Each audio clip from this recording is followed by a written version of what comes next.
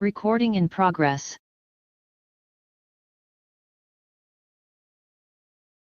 Calling this meeting back to order of the Sacramento City Unified School District Board of Education. Item 4.1, the Pledge of Allegiance. Superintendent? Yes, thank you. Please stand. Ready? Salute. Pledge allegiance to the United States of America and to the republic.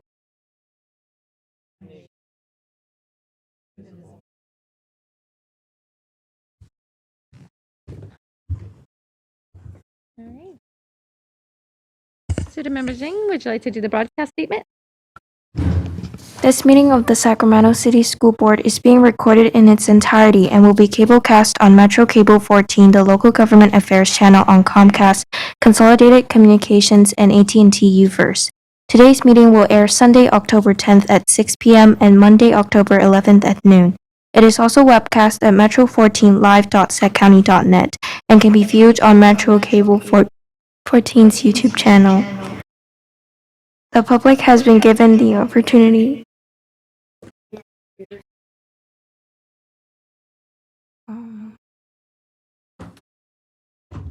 Hold on just a moment. Some technical difficulties.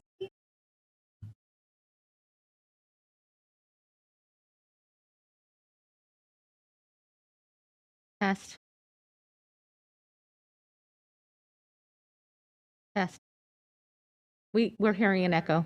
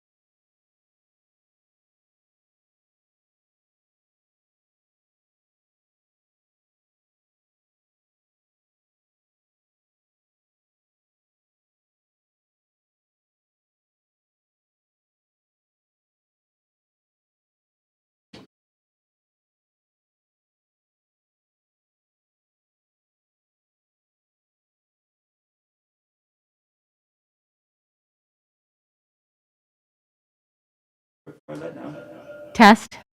Still an echo. Sounds like it's coming from over there on your side. Oh, test. Okay, there. That was it. Yeah. Go ahead. Okay. The public has been given the opportunity to address the board through public comment, either by submitting comments which are posted on our website or by speaking during the meeting. Members of the public who wish to speak during the meeting submitted a speaker form by noon today and were sent a link to participate. When it is your turn to provide comment, we will call on you to provide comment orally. Your video will not be on. Please always limit comments during public comment to items that are not on the agenda. If you do comment on an item that is, we will ask that you please defer your comments until your item comes up. Perfect. Thank you. Item 4.3, student stellar, stellar student. We have Jocelyn Cabrero, a freshman from Hiram Johnson High School, and will be introduced by Member Garcia. Yes, thank you. Am I on? Yeah. Yep.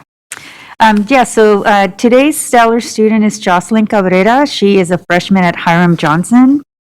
And then ACES is an after-school education and safety program, which provides after-school educational and enrichment opportunities. ACES program manager, Mr. David Trong, nominates Jocelyn Cabrera as she completed the ACES freshman launch program this summer, where she attended daily and fully participated. At the end of the program, Jocelyn performed a Mexican folklorico dance in the summer showcase. She currently attends the expanded learning program where she holds a 4.0 GPA and embodies a true student athlete, as she is also a member of the girls volleyball team. And lastly, as we close out the Latinx Heritage Month, let's celebrate Jocelyn for not only being a stellar student, but also as a student who celebrates her heritage through folklorical dance. Congratulations, Jocelyn.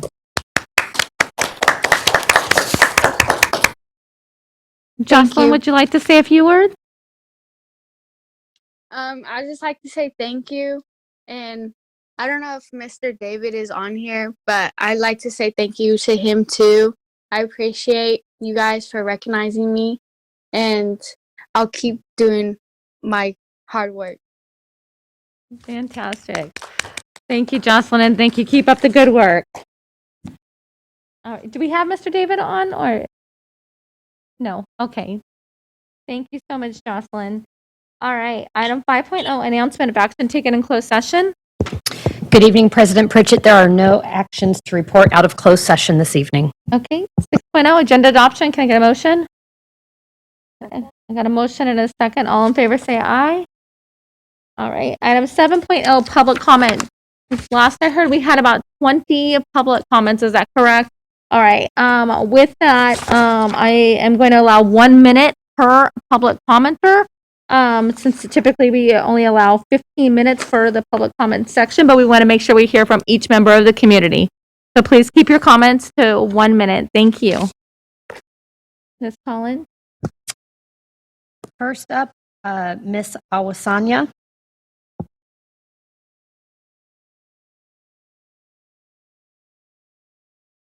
Hello, can you hear me? Yes, we can hear you. Thank you. I got my thing down to 2 minutes, so I'm just going to go for it and see where we end up. Okay.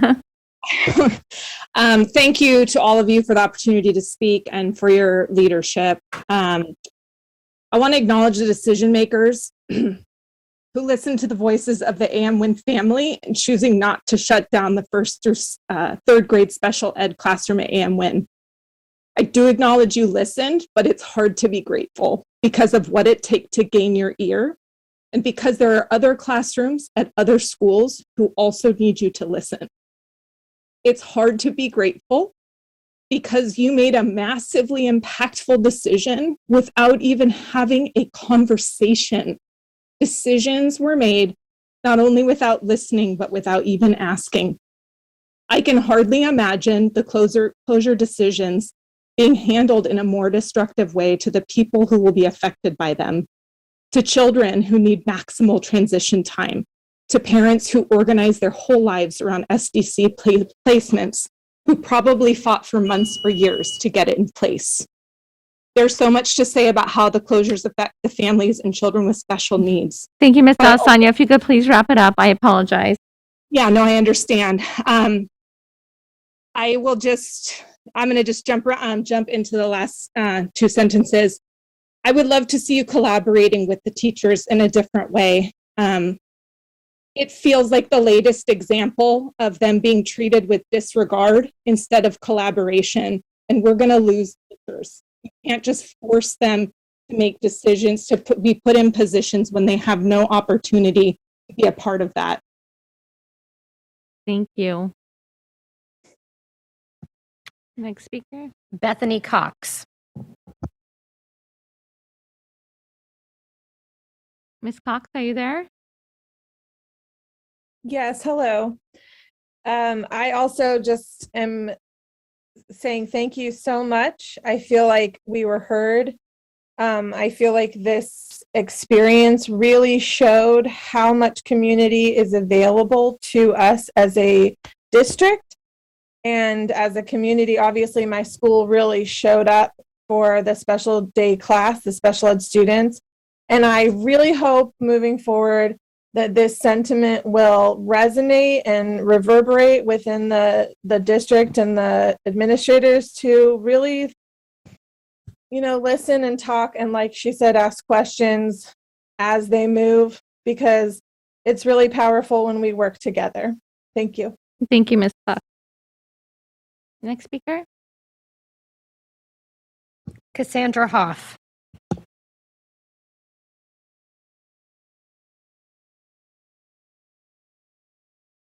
Ms. How, are you there?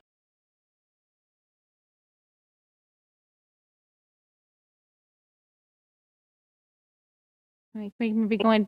Oh, Can you hear me? oh, yep, we can hear you now. Go ahead, Ms. Hoff. Thank you. Yes, my name is Cassandra Hoff. First, I would like to discuss the Independent Study Program. It is week 6 of the school year, and neither of my children have attended a single day of class. They are among the 700 students still waiting to have a teacher assigned to them. Given the overwhelming demand for independent study and the program's obvious problems, I'm disappointed that the school board has failed to make independent study an agenda item for the second meeting in a row. It gives the impression that the board is unwilling to address the problems or help students navigate this failing program. Second, I would like the school board to integrate a permanent virtual learning component into the regular school classroom. Virtual learning has value beyond the pandemic. Since the technology is already in place, let's improve it and fully integrate it into the classroom. That concludes my comment. Thank you. Thank you. Next speaker. Maria Rodriguez.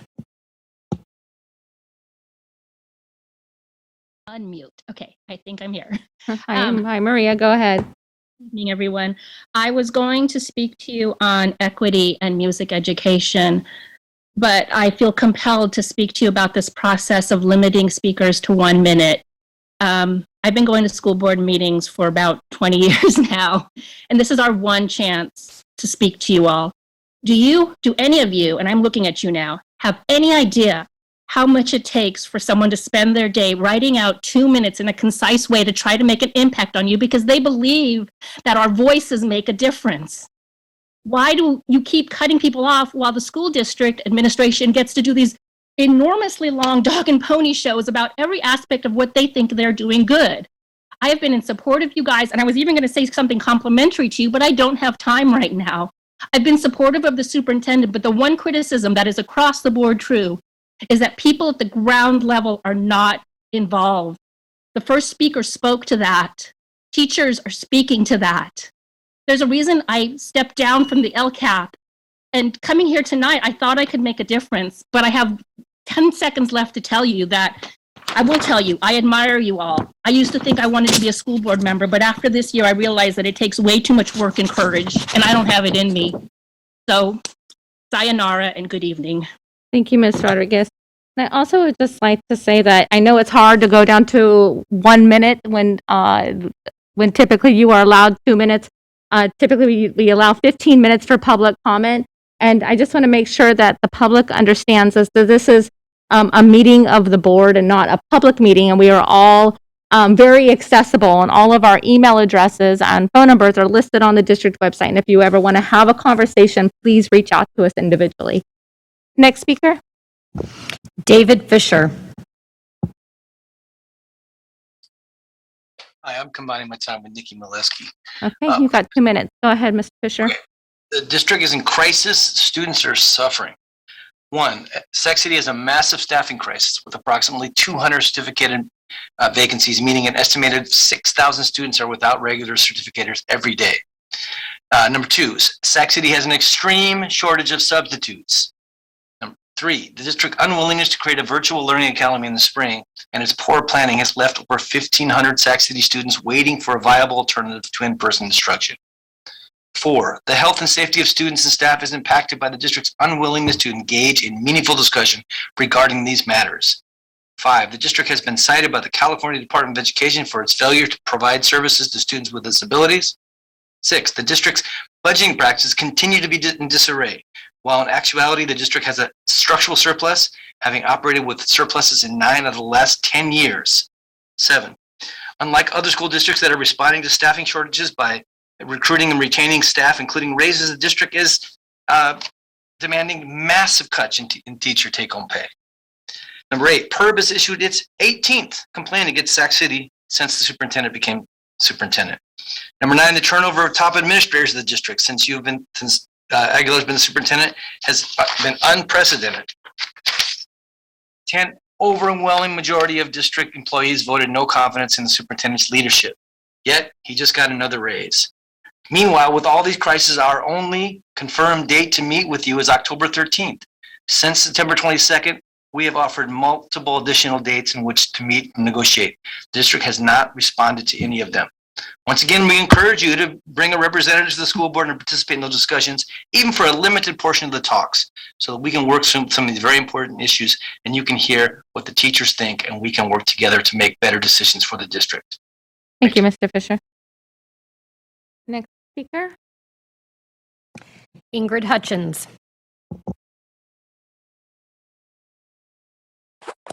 Good evening.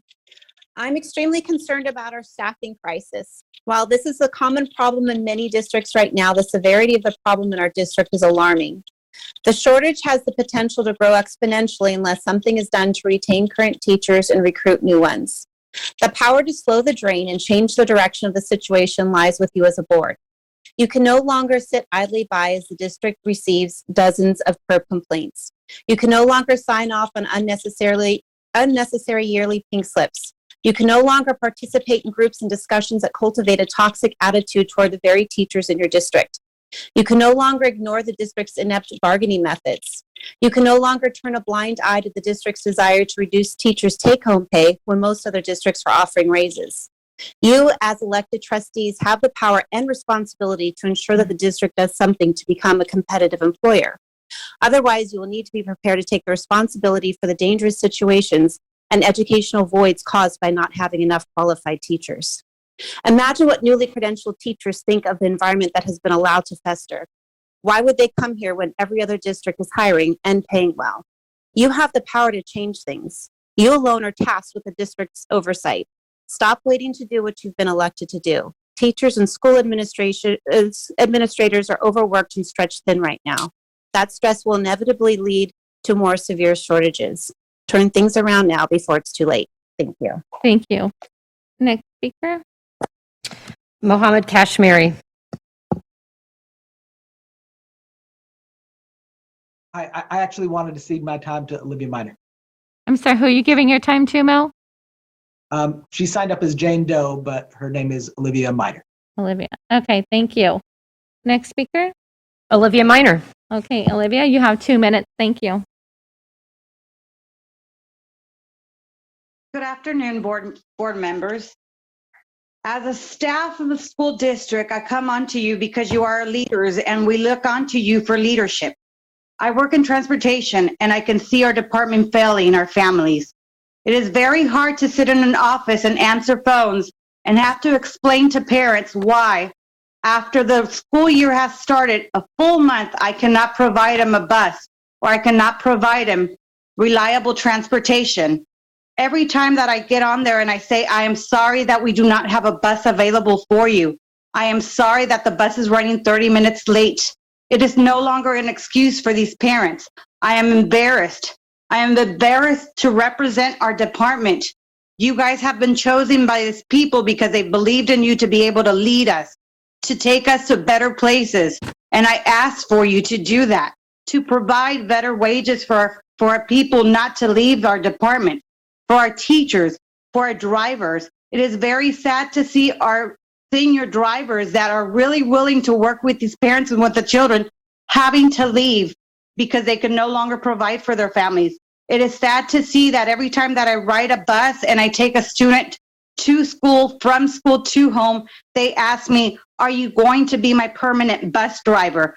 They have no stability. Unfortunately, many of these times we are the first face that these children see, and we are the last faces that these children see before they go to bed or before they go to school.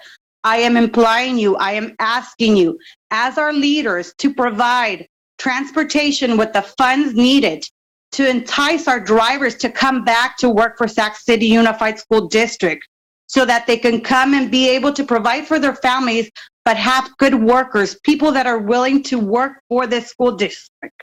Not because it's an obligation, but because they have pleasure in serving this society and serving the children. These are the future. These are the children that will be our successors. They will one day sit in your seat. They will one day sit in my seat and take my position. But we have to be able to provide transportation and take them so that they can get a fair education. That is it. Thank you, Ms. Miner. Next speaker.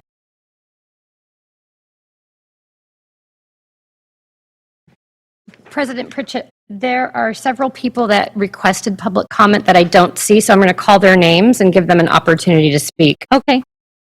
The first is Shonda Westley.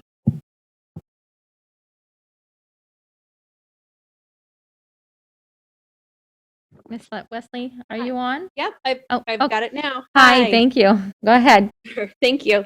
I'm again calling about, I'm again talking about the Independent Studies Program. The Capital City Independent Program continues to have new students attempting to enroll each day. On top of the close to 2,000 that have already been enrolled in the beginning of the school year. In addition to continuing to hire new teachers, Capital City needs support from the district to manage this intake and maintain communication with the now nearly 700 students who do not have teachers assigned to them. We also should be looking at why the independent study program continues to increase in enrollment. Families are realizing they are not comfortable having their children back in the classroom for many reasons, mainly because of the lack of a mandated weekly on-site testing protocol. I would like to ask that our superintendent to commit during this meeting to visit the Cap City school site to see what is happening in real time. I know that board member Rhodes has already done that because it is technically in his district, but each board member on my screen has kids from their schools with Cap City right now. And I would suggest that each of you give them the respect of visiting Cap City and see how they're trying to make this work. Thank you, Miss Wesley. If you could please wrap it up. Thank you. Thank you so much. Next speaker, Miss Collins. Chardonnay Kelly. Miss Kelly, are you there? No. Okay. Next speaker. Maria Saxton. No. No. Sikander Jagorhe. No. Andrea Hassan. No, not on. John Doe. No. Mr. Flores, are there any other speakers that have signed up?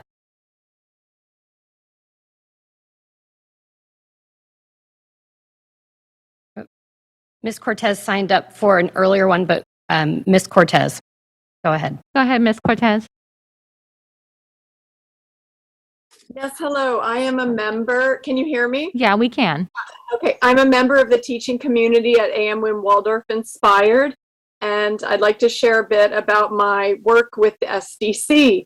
Our SDC are woven into the cultural and social fabric of the school. They participate in all school assemblies, sharing their own creative presentations. We join forces at recess, collaborate for festivals such as Dia de los Muertos, and engage in hands-on projects. We walked together in second grade through the neighborhood during the Lantern Festival, designed to bring the gift of song and light into the greater community.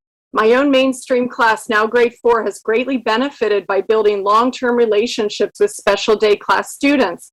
After years of community building, it was devastating for my students to receive news that this class could close. I was approached by one of the more quiet SDC students after school yesterday. He said clearly, but with grave concern, "We are being made to go to another school, and can you tell your kids if they miss me, I miss them too?" It struck me then that the term least restrictive environment, a concept generally interpreted so as to ensure that all students receive the services that they need to be successful, can apply to all students. If teachers and students are ever restricted from a building, but from building a compassionate community with special education students, we are impoverished because of it. We teachers will lack the opportunities to develop professional practices that inform forward-thinking policies. We are less equitable because of it. Thank you, Ms. Cortez. If you could please wrap it up. Yes, one line. My students can only be truly successful when they have found the skills needed to model inclusiveness and learn the empathy and compassion which makes social justice a reality for every member of our community. Thank you so much. Thank you. Do we have any other public comment? Okay, 2 additional public comments. Sarah Waldrop.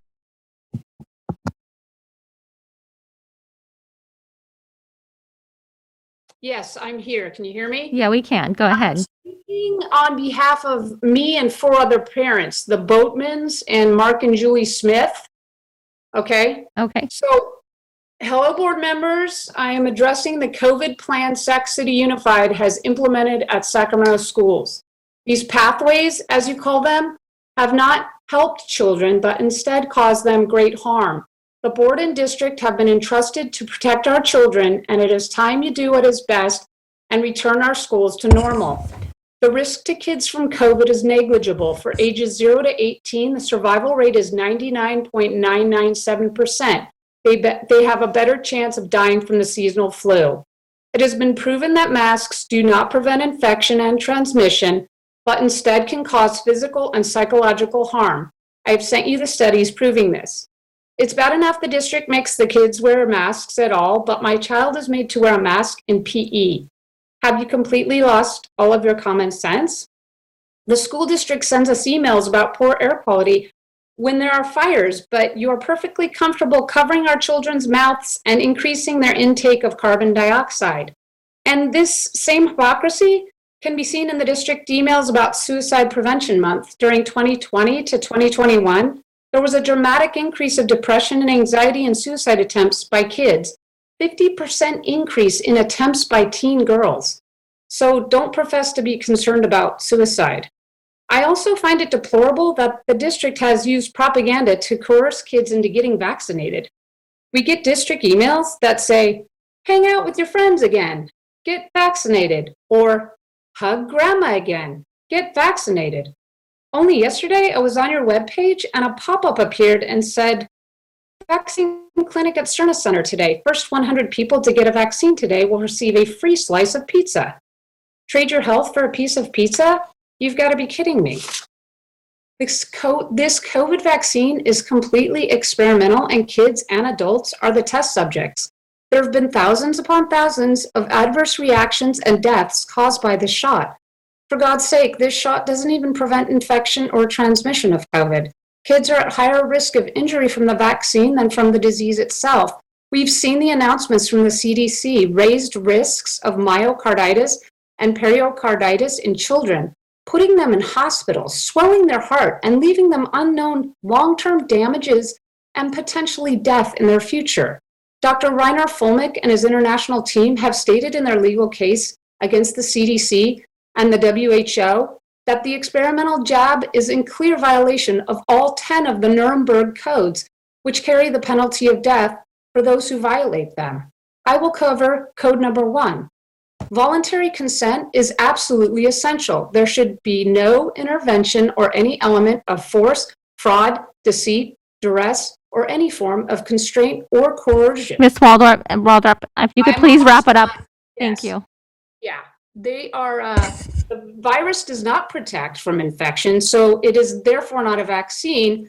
And duress, constraint, it's everywhere. If you want your life back, get the vaccine. So today we are standing up for Thank you, Miss Waldorf. If you could please wrap it up. parents. And I do realize some school districts are getting paid, which is unconscionable. But if you stop this political theater right now and amend your ways, you may still have time to be redeemed. But if you continue, you will be complicit in crimes against humanity. Thank you.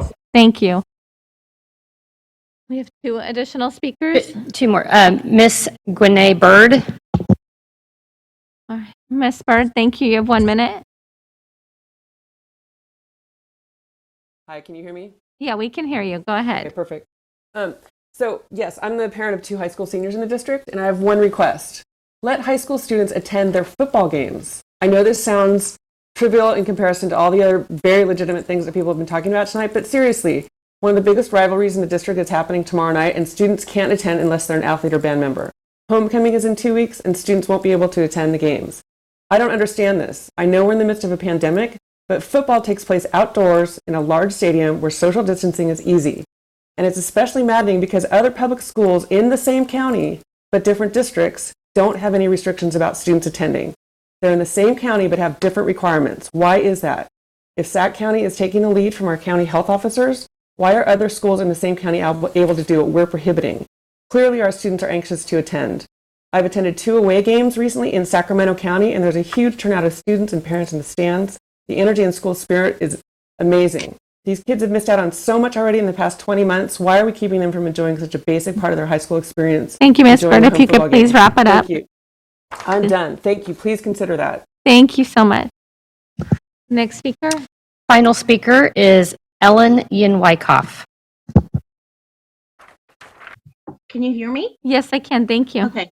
Thank you. Thank you, school board members and Superintendent Aguilar. My name is Ellen Wyckoff, and I'm a parent of a 7th grader at the School of Engineering who is now a student at Cap City. So I just wanted to talk just very briefly about the independent study program. My daughter's one of the lucky ones that she's been assigned a teacher and given instruction. But since school has started, she's only received a total of 9.5 hours of instruction and some written assignment, which she's kept up with. But I'm very concerned about this. This is not an equitable, this is an equity issue where it's not an equitable education for her. There are many days where she doesn't have work assigned unless I provide instruction for her. I want to commend the staff at Cap City. I know they're working really hard to get fully staffed, but this is a real critical issue. And the thing that I'd like to ask the school board, is there a possibility while we're still trying to ramp up the program at Cap City to really make this an agenda item until the program is fully meeting the needs and the students are getting an education on a daily basis through the independent study program? That's the main thing that I wanted to ask you all, and that it's really important, especially as students should be getting access to an education and being able to be a part of a school community, even at Cap City. So just wanted to thank you all for the time and just really asking for you folks to help us in remedying the situation at Cap City. Thank you. Thank you. And I believe Ms. Bird had already been called on, correct? Yeah. Yeah, okay. I had to make sure that she wasn't on again. Okay, perfect. No other public comments, correct? All right, thank you. And thank you again to all the community members and being patient as we're trying to work through our new way of running meetings for public comment and allowing for the 1 minute. We wanted to make sure we heard from each of you. So thank you again. Item 8.0, special presentation. 8.1, resolution number 3231, recognition of Week of School Administrators, October 10th through the 16th. Ms. Vegas and Ms. Tiffany Smith-Simmons. I don't know which one you guys are on. Maybe both of you? Yes, good evening, Board President Pritchett, Superintendent Aguilar, and board members. My name is Christina Vegas, HR Director. I'm here along with my colleague, Dr. Tiffany Smith-Simmons, to present here tonight the resolution number 3231 that will recognize the Week of the School Administrators taking place October 10th through October 16th. Next slide, please. School Administrators Week is an opportunity for the district to recognize and acknowledge administrators who support students, staff, and community in the support of student success. This is a week to celebrate, appreciate, and recognize the dedicated and hardworking administrators of the district. Next slide, please. We would like to present to you a video that will commemorate this recognition. If you could play the video for us, that would be great.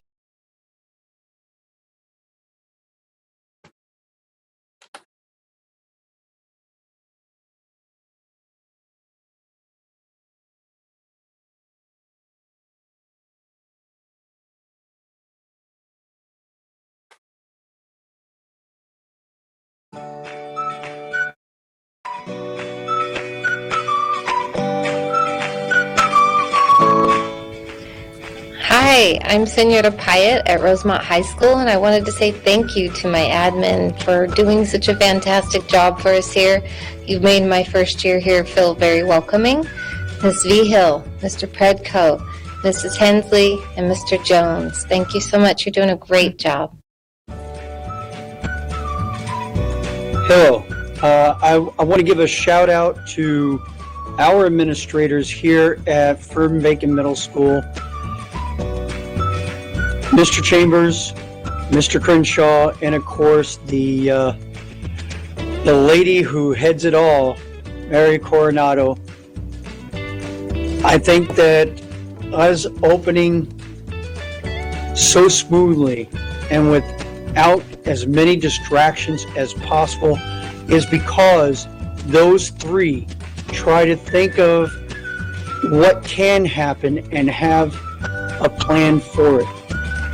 My friends and family across the country and around the world that are educators, they're all just saying how horrible it is going back to school because of this situation or that situation. And our three administrators here at Furman-Bacon have made sure that those issues were not the problem, that they tried to foresee and have a plan for it. And not only for them, but for the teachers welcoming us, making us feel our worth. Out of all the districts that I have worked for, this is the one that actually makes me feel like I have value. And that goes to my students as well. So thank you, Daniel, Sean, Mary. I really do appreciate everything that you do. Everything. And have a great day. I just want to say that doing your job must not be easy, but you chose a job that displays your leadership and your love for children, and we are so very thankful for your dedication and hard work. You should probably be looking at the camera, but I sincerely mean that, and thank you so much for all your hard work. Hi, this is Cecilia at San Brandon Middle School, and I just want to give a big thank you to Mr. Enrique Flores, our school principal, and Mr. Brandon Young, our vice principal, for all the hard work and dedication that you show to our school and staff and students here on campus. Without you, it wouldn't be possible. The stress level would be up more, but with you guys, you make it easy and enjoyable to come to work each and every day. Thank you. Hi, I just want to say thank you for everything that you do and for supporting us here at CK McClatchy. Thank you. Hi, Sacramento City Unified School District, the Board of Education. My name is Pamela Hunt. I am the proud counselor at Rosa Parks K-8 School. I want to give a great big Lion Pride shout out to our principal here at Rosa Parks, Mr. Corey Jones, and our assistant principals, Mr. Michael McDaniel and Miss Jennifer Garcia. They are doing an awesome job with teachers and parents and students. Thank you so much again. Lion Pride.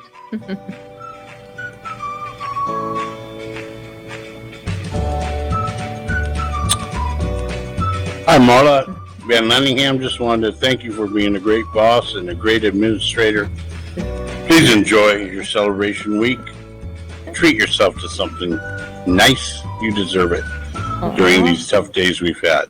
Appreciate all you've done for us.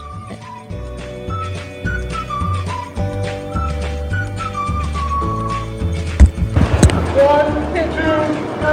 Thank you, Dr.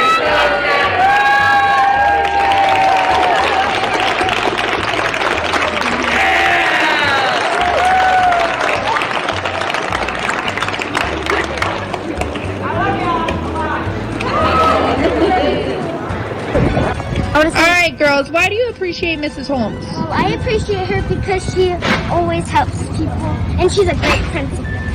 And I think Miss Holmes is great because she always helps you if you're lost or something on the first day of school of the new. All right, why do we appreciate Mrs. Holmes? Because she's the best principal and she's super kind. Because she's the best principal that I ever known. I appreciate Miss Holmes for helping us when we need it.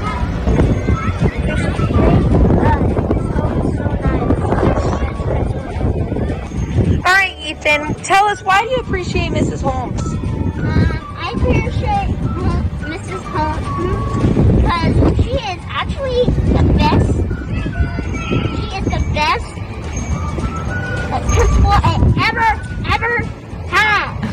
Thank you so much. And what do you think, Angela? Why do you appreciate Mrs. Holmes? I appreciate her for all her research equipment and for lunch. Francis, why do you appreciate Mrs. Holmes so much? Because she lets us Kelly Ray, why do you appreciate Mrs. Holmes?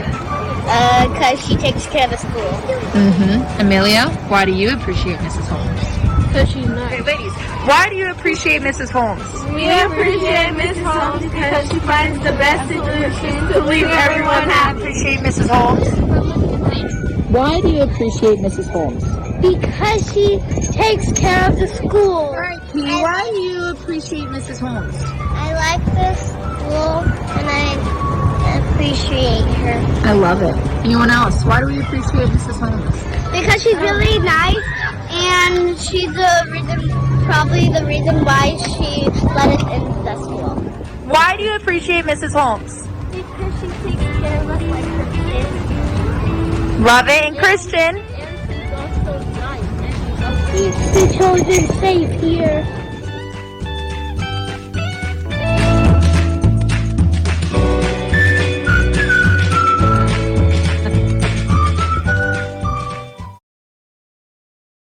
That was precious. Thank you for that. That was fantastic. All right. I believe we have one public comment on this item. Evan Minton. Evan, are you with us?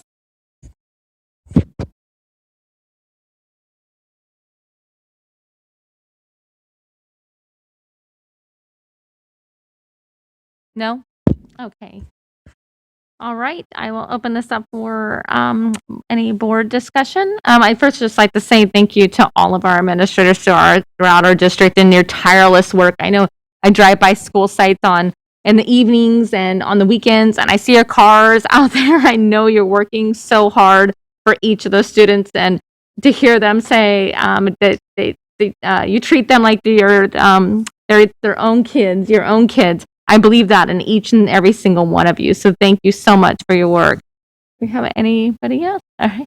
With that, go ahead, Superintendent. Thank you, President Pritchett. I do want to just take a moment because I've had the opportunity to meet with many of our principals. They've asked me to connect with them to hear firsthand some of the challenges that they have faced. And of course, we've all had to kind of just endure the reality that this pandemic has brought on a greater degree of stress and anxieties, and our administrators are out there doing everything they can, and in most cases doing work that they had not been doing in the past, evening hours, weekend hours, particularly as we're trying to mitigate the spread of COVID, a lot of paperwork, a lot of contacting of families, close contacts, quarantine, contact tracing, and it definitely has taken its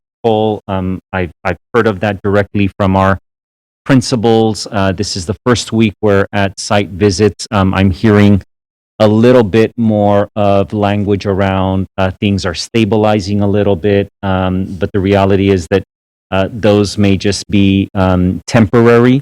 COVID is still a material threat in our community. Of course, we know that, but I just really want to acknowledge that our site leaders, our administrators are doing an amazing job at continuing to ensure that our students are served in person.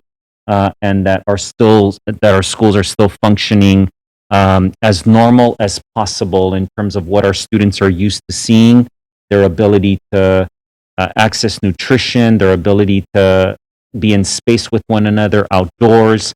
And yes, I know that in some ways it's harder for us as adults to see our students with masks, but the reality is they are there on the ground every single day, and the amount of pivots and adjustments and changes that they've had to make in how we serve lunches and where we set tables and how do we make sure that we have enough supervision in our yards. Students are spread out across campuses now, and so all of that has landed on our administrators, and I just want to acknowledge that we see it. I've listened, I've heard, and we're doing everything we can to provide the supports so that they can have their needs met at their local level based on differences in school settings, the physical layout, etc. But I do think that this, of course, is very, very appropriate, and I certainly am one to honor their efforts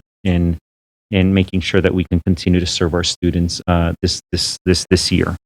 Thank you, Superintendent. Well said. And although this is just 1 week of recognition, just know that we recognize and appreciate you all year round. With that, I'll entertain a motion. All right, student preferential vote. Superintendent, roll call. Member Pritchett? Aye. Member Morowski. Aye. Member Wu. Aye. Member Garcia. Member Villa. Aye. Member Rhodes. Aye. And Member Phillips. Aye. Perfect. Thank you. And thank you again to our administrators. I'll just give you another round of applause for all your work. All right. Item 8.2, resolution number 3228, recognition of National School Lunch Week, October 10th to the 16th. Ms. Flores? Thank you. Good evening, Board Member Pritchett, Superintendent Aguilar, and members of the board. I'm here today to recognize National School Lunch Week, October 10th through 16th, Resolution 3228. Whereas the National School Lunch Program helps make it possible for our young people to enjoy lunch rich in the essential elements of a good diet and helps them to learn the benefits to be derived from good nutrition. And whereas the serving of a nutritious lunch to 16 million children in 68,000 schools in the U.S. entails the consumption of foods from the entire range of a variety of food groups that are so abundantly and efficiently produced by our farmers. Whereas the National School Lunch Program represents one of the nation's best examples of a cooperative local, state, and federal partnership for the benefit of the most important segment of our population.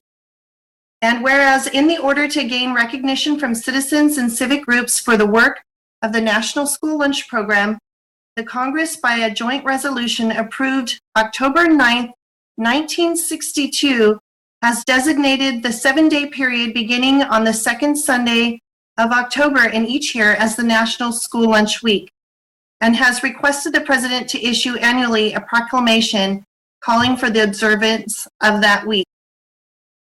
I have, in the next slide, please, sorry. I wanted to recognize that National School Lunch has exciting changes in California, especially this year and beyond. With universal free meals in all California public schools, we now know that childhood hunger is a thing of the past in schools. This year, the state legislature has allocated an additional $650 million to supplement the federal USDA school meals program. No longer are children divided into free, reduced, and paid. They're just all eligible for meals while at school. This week marks the 75th year of the National School Lunch Program, the longest running children's health and welfare program in the U.S. Next slide. Here at the Sac City Unified, we are working to improve access to universal free meals with our new Fresh Food on the Move mobile food truck. This food truck was purchased by 2 grants from No Kid Hungry, and we have intentions of rolling this out this school year once we are able to hire and staff at 5 middle schools for breakfast, ultimately support summer meals and lunches. And all meals served on the mobile food truck will be freshly prepared meals. That is our resolution, 3228, National School Lunch Week. Great. Thank you so much. All right. I believe, do we have any public comment on this one? We don't have any public comments we don't have anyone that signed up, but Mr. Gladney raised his hand. Yes, thank you. Go ahead, Mr. Gladney. It was my comment was actually for the School Administrators Week. I want to, just obviously applaud them as well. And the one thing the superintendent forgot to mention was that a lot of them are having to actually substitute classes in multiple classes. And I believe that that's due to our inability or unwillingness to spend available funds early on in the pandemic on subs when they were included in allowable expenses. I think that has developed a culture of people not wanting to substitute for our district, and the people that are willing are not qualified. There are people that are on emergency credentials, literally sitting in classes just as an adult body and not engaging the kids. So if that's what we're seeking to do as a district, then, let's continue to pass resolutions that don't have actions tied to it. But I think that if we really honor and respect our school administrators, we could start by assessing existing board policies and ARs and maybe having a plan as to how we're going to get adequate and qualified subs for our kids so our administrators can actually do the job that they are highly qualified and skilled and love doing, as the video showed. So thank you to all the administrators as well, and I hope that we continue and improve our support for them. Thank you. Thank you, Mr. Gladney. All right. Do we have any board comment? Member Wu? I just want to thank all of the food preparers, especially last year when they rolled out food for everybody. It really, really made a difference. And then with the food truck at the Farm to Fork, that was the first time it was rolled out. We got great coverage on that. So thank you very much. Yeah. Here, Member Wu, I completely agree. Member Garcia? Yes, thank you, Board President. In addition to celebrating our principals and recognizing all their hard work, I know that Nutrition Services has really, stepped up and leaned in for since the pandemic happened, since the shutdown, serving thousands of meals. I think we quickly surpassed 1 million meals served, just a few months into the shutdown last year. I also had the opportunity to go to the Farm to Fork event, and I saw the food truck in live, and then I also had the opportunity to enjoy the tacos and the fresh fruit with chamoy and tajin, which it was a delicious combination. So I'm really excited to see this food truck around our school sites with fresh food. And I just want to also extend just to thank all the chefs who prepared really, really hard for well over a week so that they can participate in that event. So thank you to Diana and her team. And I look forward to seeing you fully staffed up so that you can go ahead and have be able to serve more kids and also be able to ride that food truck around the district. So thank you. Thank you. Okay, thank you, Diana. Did you want to add anything? No, we're very blessed and we're just excited as you are. So, Well, we appreciate all of your hard work and your staff's hard work on this. Yeah, all right. It's a very difficult staffing time, but once we get it staffed, we will be rolling. That's for sure.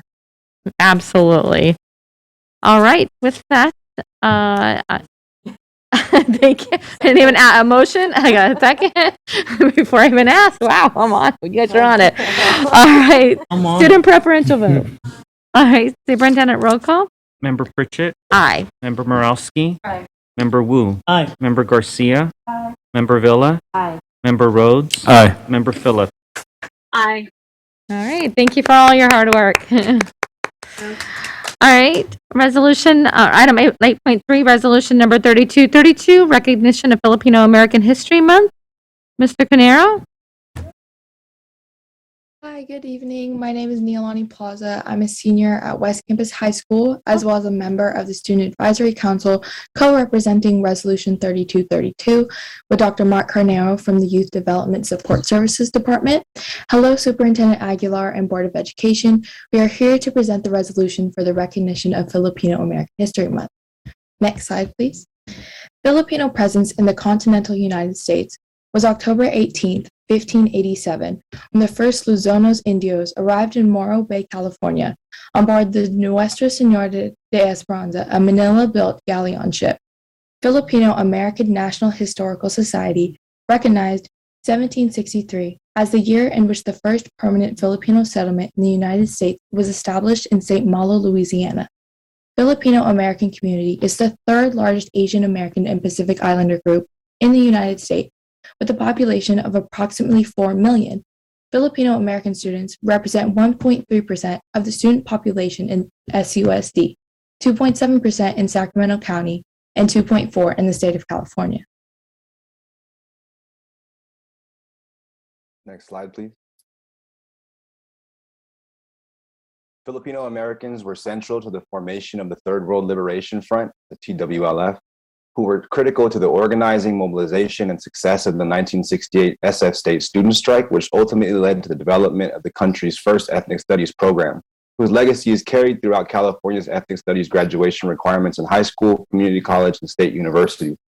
Filipino American farm workers and labor leaders such as Philip Veracruz and Larry Itliong played an integral role in the multi-ethnic United Farm Workers movement alongside Cesar Chavez, Dolores Huerta, and other Latino workers. Filipino Americans play an integral role in the healthcare system of the United States as nurses, doctors, and other medical professionals. Filipino Americans have contributed greatly to music, dance, literature, education, business, journalism, sports, fashion, politics, government, science, technology, the fine arts, and other fields that enrich the United States. It is essential to promote the understanding, education, and appreciation of the history and culture of Filipino Americans in the United States. And with that, we conclude our presentation on Resolution 3232, and thank you for your time. Thank you. All right, I believe we have 2 public comments. Yes, first, Mr. Gladney.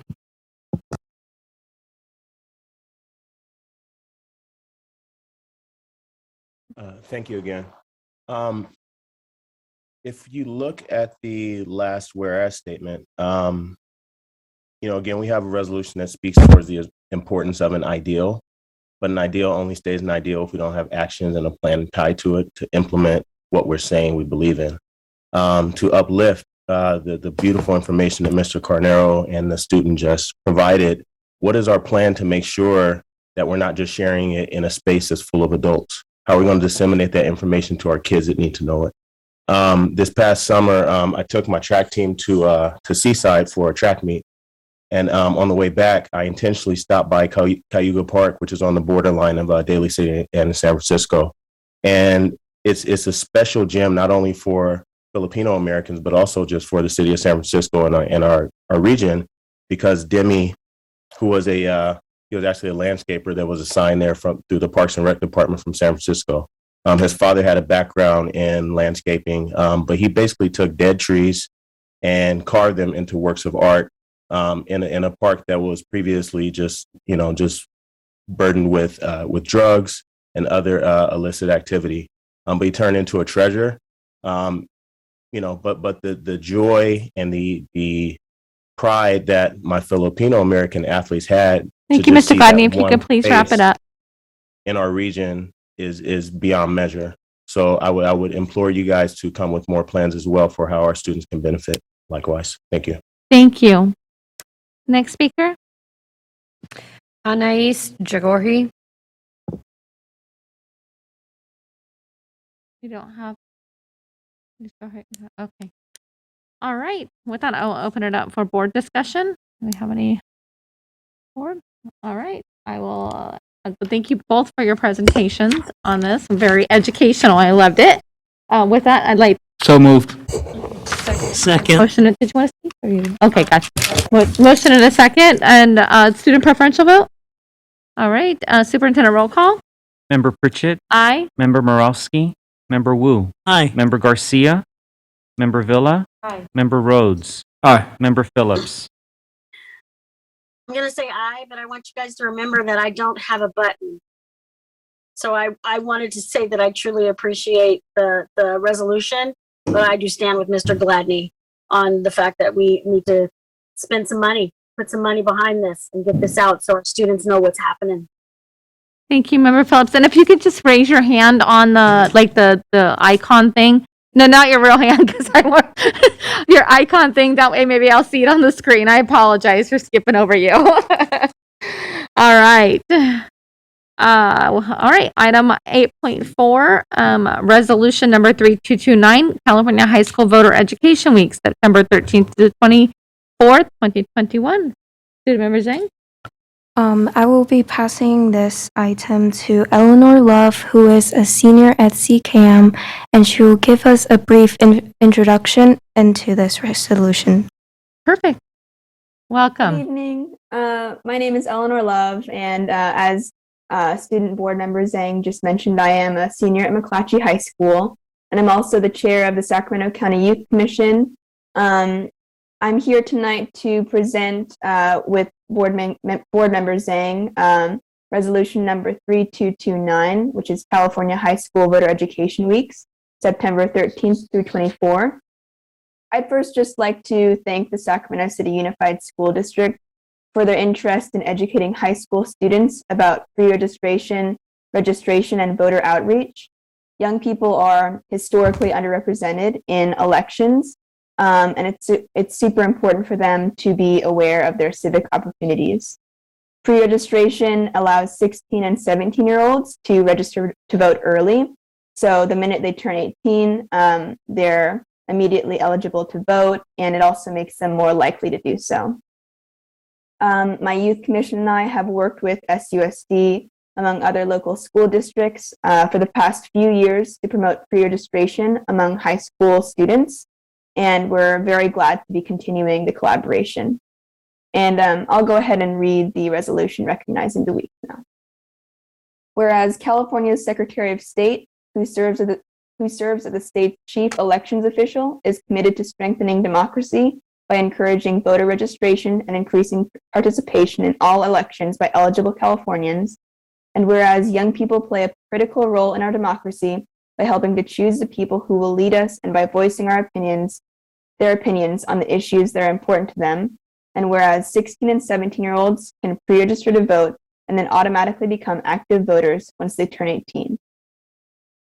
And whereas high schools are encouraged to offer voter registration to eligible students with links to the state's online voter registration application through the school website or other electronic communications, and whereas high school administrators are encouraged to name one or more students as voter outreach coordinators to encourage student voter registration during high school voter education weeks, and whereas students are encouraged to participate in our democracy through civics and voter education programs, working as poll workers and by encouraging their peers, family members, and community to register to vote and participate in elections. Now, therefore, be it resolved that the Board of Education of the Sacramento City Unified School District encourage all district high school to participate in California High School Voter Education Weeks, September 13 to 24, 2021. Thank you. Perfect. Thank you. Do we have any public comment on this, Ms. Collins?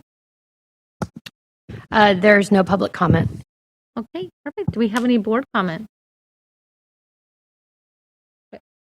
Oh, Member Garcia.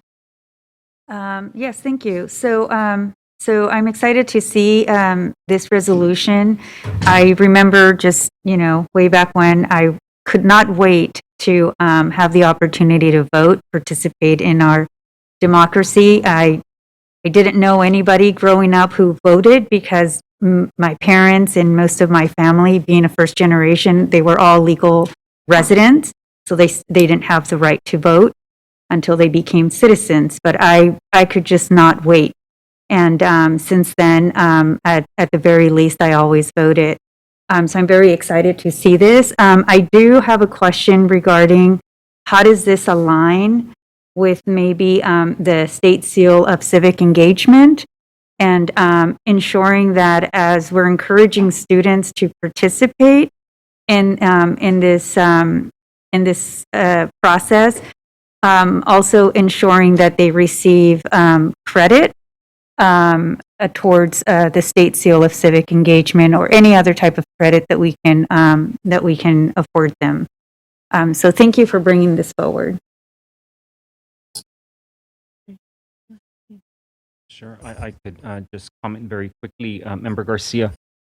We are actually going to be bringing to the board a presentation about our efforts around the state seal of civic education or engagement and the criteria that we are utilizing, and we'll make sure that we incorporate how this will be part of that as well.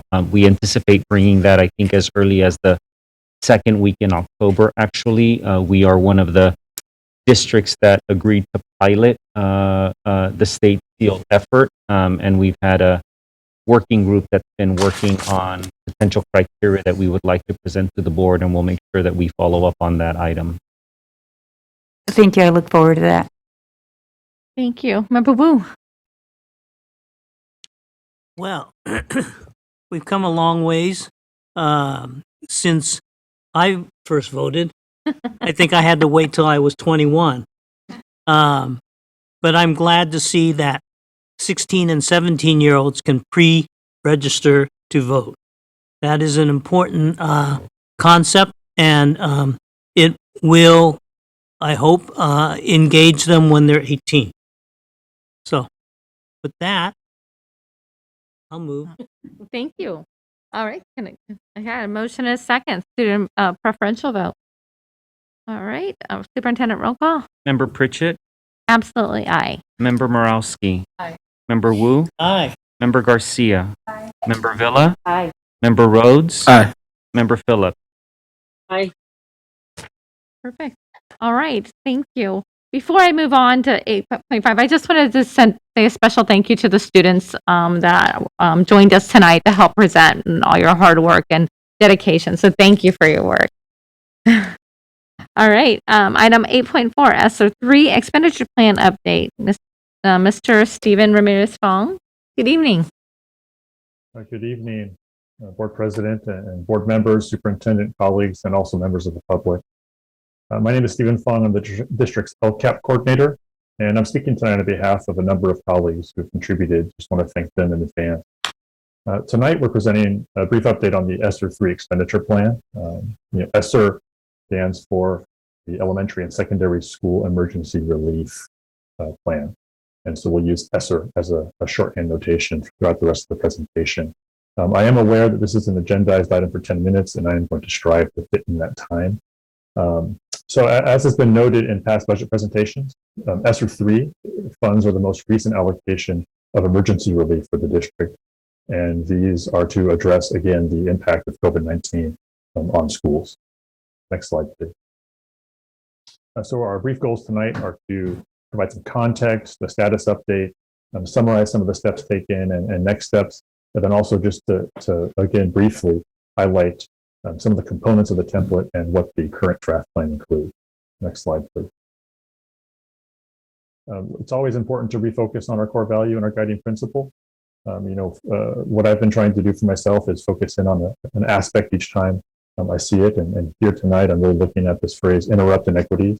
And this body of funding provides us the chance to interrupt and address some of the inequities that have been created or worsened by the COVID-19 pandemic. And in fact, that's what the template really calls us to do. Next slide, please. So just again, for some brief context, and I know this has been part of budget presentations, these funds were part of the American Rescue Plan Act, or the ARP. We expect as a district to receive just over $154 million. And these are for the time period dating back to March 13th, 2020, and all the way through September of 2024. Next slide, please. So there are two primary areas in which districts and we must describe our proposed use of funds. The first is the strategies we're going to take to continuously operate schools safely and in person.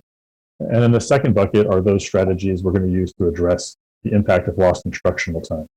And it's important to note that that second bucket needs to comprise at least 20% of the total funds of the plan. Next slide, please. So here's a brief timeline of the approval process. You can see that we're going to plan to be back here in 2 weeks to bring the final plan for adoption. Following that, we do submit the plan to the Sacramento County Office of Education for approval, similar to other large plans. And then after that, the plan really becomes an ongoing implementation and progress monitoring process. It is intended to be a living document, which we'll speak to a little later. And that is going to be something that over the next several years, we can revisit, revise as needed. There is an initial checkpoint in February of 2022, where we will be reporting on implementation progress to date. And that was part of the LCAP annual update process. The state is still developing and has yet to approve the final form of a one-time supplement that will be part of that annual update. Next slide, please. And here you can see just the process dating back to the plan's development and the templates release and some of the steps we've taken. Just noting here that we did start the core of the draft, and this can be seen in the draft that's attached to the item, around several of the actions that were part of the June budget presentation to the board. And then from there, there were additional proposed actions that were part of departmental proposals and additional actions that were added as part of some prioritized efforts in the district. And so the draft contains, again, going back to the June process, building around that core, and then building out over the last several months. Next slide, please. So an important note here about alignment. Just as was the case with the LCAP and the plans that have been going on in the district over the last few years, they've been building upon each other. And so this plan is no different. It rests on the strong foundation of planning and community engagement that's happened through the LCAP, the Expanded Learning Opportunities Grant Plan, and Learning Continuity and Attendance Plan. And so really, we want to emphasize that a lot of that input that came forward in those plans is included in the draft because we want to continue to build. It's not reinventing the wheel. We know that the community's voice through those processes has emphasized some key themes, and those themes are being brought back here in this plan. Next slide, please. So in terms of community input, again, building off of the foundation, we have been engaging, and this is still ongoing, with some of our community committees and groups, as well as posting the plan and taking open comment. And so that's still in progress. And we are going to share in the next few slides here some of the highlighted themes. Next slide, please. So here you can see that if you go back to the LCAP process and some of our recent planning, you're going to see the echoes. There's some real similar themes here that we're seeing recur over the different engagement processes. So we want to highlight the fact that we do see that trend. So here you're going to see themes such as mental health support.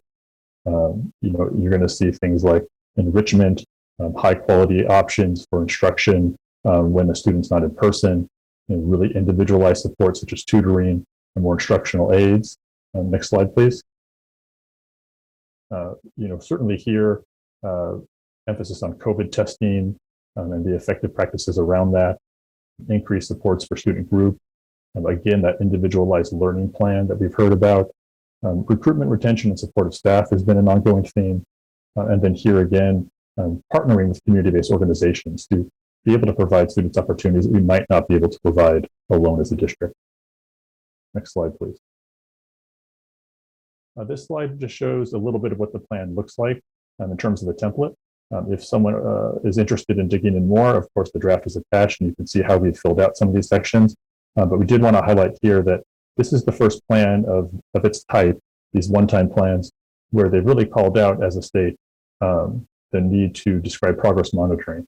And so that's an exciting piece of work because that does align to the LCAP work. And so if you go into our draft plan, you can see the proposed methods to monitor progress over time for each of the proposed actions. Next slide, please. So for anyone interested, here's some of the various ways that you can still provide comment. There's a link here that will include the draft as well as a Google form for submitting comment. You can also send emails directly or send standard mail. So all of those methods are welcome. Next slide, please. So the next three slides just provide a little bit of a high-level summary of some of the actions that are proposed inside of the plan. And without reading it word for word, you can see here there's some high-level categories around safe in-person learning, such as health services, COVID mitigation, and then facilities projects that would support air quality or distance opportunities. Next slide, please. And in the area of addressing the impact of lost instructional time, you see again themes of things we've seen in recent processes, that individualized supports, before after school programs. We have social workers, student support center staff. We've heard a lot about that. And then certainly things such as SEL, restorative justice specialists here are appearing as a focused action. And then also anti-racist materials and curriculum. Next slide, please. And then lastly, in the additional actions, again, themes such as college and career readiness, counseling, school psychologists, various training specialists for ELD, ed tech, an additional support for nutrition staff and staff recruitment retention, of course, and then also a host of proposed actions for special education. And I just want to call out that these slides, it's not coincidental that you're seeing very similar things to the community input slides because many of the actions that are being proposed are, again, built off of past community input and current community input. And so they do have that strong linkage as well as to the LCAP and other planning processes. Next slide, please. So this and the next slide just have some key notes. And this is just a clarification here. There are two plans related to ESSER 3. The one we're talking about here tonight is the expenditure plan. There is another plan called the Safe Return to In-Person Instruction and Continuity of Services Plan. It's a distinct plan, and it is updated every 6 months and really focuses more on the safe operation and responding to public health impact. The ESSER 3 expenditure plan, which we're talking about tonight, is expected to be a living document. We are going to be engaging with it over the next several years as we find the best way to utilize these funds and potentially need to pivot as needed. Next slide, please. And here we just want to highlight, because we're seeing you here before we've seen you for any LCAP items, that the state is moving away from the use of the term stakeholder. And you can see at the bottom, we've cited a recent State Board of Education item, and just want to note that feedback from Native American communities indicated this term is found to be offensive, as it connotes a practice of staking a claim to land. And so the state is engaged in the process of trying to identify an appropriate term. And we're, for now, as you've seen in this presentation, using phrases like community groups, educational partners has been used. And so we're really going to do our best to focus in on some common terminology, but also with the state to see what they might recommend. Next slide, please. So for next steps, we're going to continue engaging with the community. We're going to work with executive cabinet leadership to prioritize actions, determine final allocations, and then develop that final plan that we bring back to the board prior to then going to our county office of education and then moving into that actual implementation and progress monitoring phase. Next slide, please. So that concludes our presentation. We're here to answer any questions, and certainly hear input, because we are still in development of the plan, and all input is valuable. So thank you.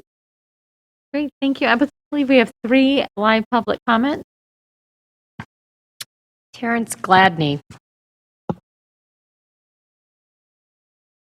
Thank you, Stephen, for your leadership in this space as well as many other spaces. I truly appreciate your authentic voice that many of us educational partners have not grown accustomed to from the district or staff side. So thank you for that breath of fresh air. Board members, as you guys consider this, I would like you guys to consider that in previous years, as we consider cuts, they most often start closest to students. So although this is one-time funding, it's an opportunity to restore some of those things that have been taken away for many years. And although I do realize they are one-time funds, it's an opportunity to really just get our kids comfortable with being back out in public again.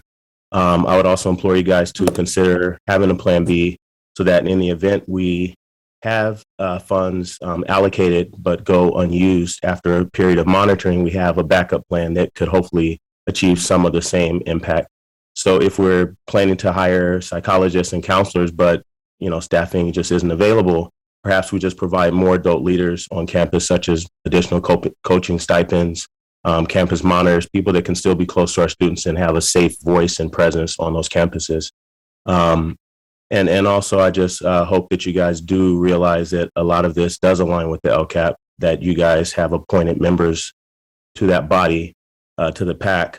So if you guys are considering where your voice is, trust those voices you guys have appointed to that body. And you guys can additionally, attend some of the meetings to have visibility to that. So thank you again, Stephen, and I look forward to continuing to work with you. Thank you, Mr. Gladney. All right, I think that was actually our only comment on this item. Do we have any board comments? This is an informational item, by the way. Member Morosky? Thank you. Thank you. Can you hear me? Okay. Thank you.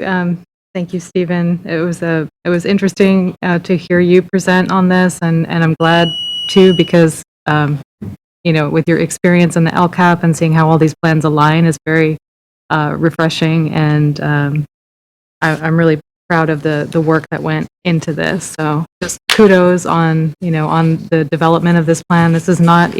It's not easy to spend money. It's not easy to plan to spend this amount of money. So I really appreciate all the work. Just a couple quick comments. There's so many things in here that are really exciting. Love to see the student support, all the student opportunities that are in here. I think that's incredible. I love seeing the program where we're talking about growing our own teachers and, supporting our classified staff with scholarships or funds. I don't know exactly how that program works, but I was really excited to see that in there. So just very supportive of that. One question I had, there's so many great things in here. Just wondering, especially when I look at how the measurement and the tracking of outcomes is really great. Who's going to do that? It seems like, I know we can't spend this amount of money and oversee it properly with the administrative infrastructure we have. So is there when the funds are listed out, is there like an administrative expectation, like as a percentage of that or something? Because that's a lot of work. So just wondering how that's all going to work and who's going to be responsible for that reporting and tracking. I can provide an initial answer. Would certainly invite colleagues to jump in. One first answer I would say is, because of the alignment with the LCAP, a lot of the progress monitoring steps are those that you find inside of some of those LCAP measurable outcomes, those metrics. And so, there is work we're already doing, which I think is, to your point, the whole purpose of aligning all these together. It is the same work. And in other cases, these are things that staff are excited about for their own department.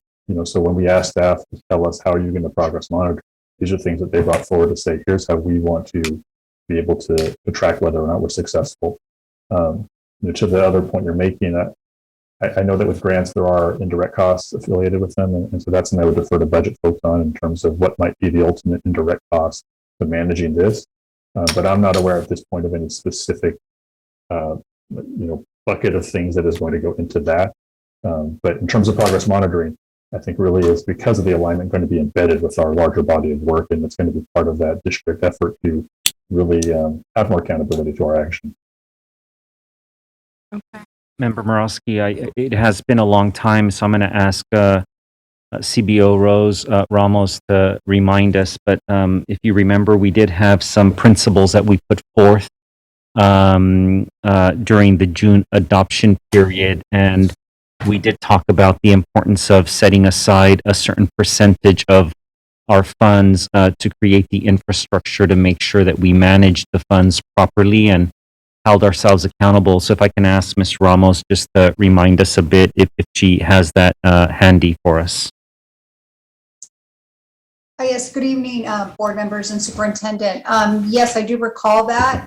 And I believe it may have been about 10%, and I'm looking for that table now. And perhaps as we move along the presentation, I'll be able to pull it up, and I can let you know what that amount was.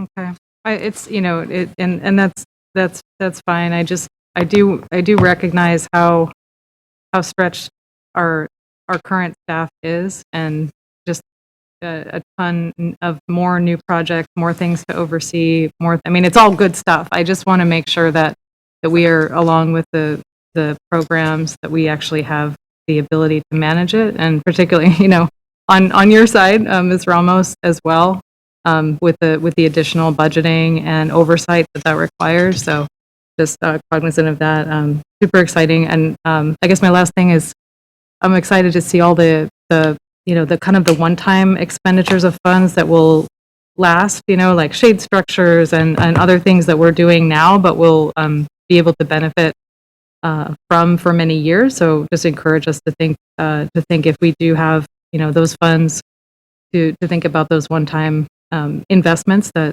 can pay off over many years. And one thing that I would just put a pitch in, and I don't know if this fits exactly into the spending buckets here, but we have one-time costs for curriculum that is extremely outdated, that I think speaks to the same kind of anti-racist and culturally responsive practices and teaching that we want to put forward in our school. So I would just encourage us to think about whether some improvement and adopting new curriculum would fit into that bucket as well, because that would be a great one-time thing to be able to do to benefit from our students for many years.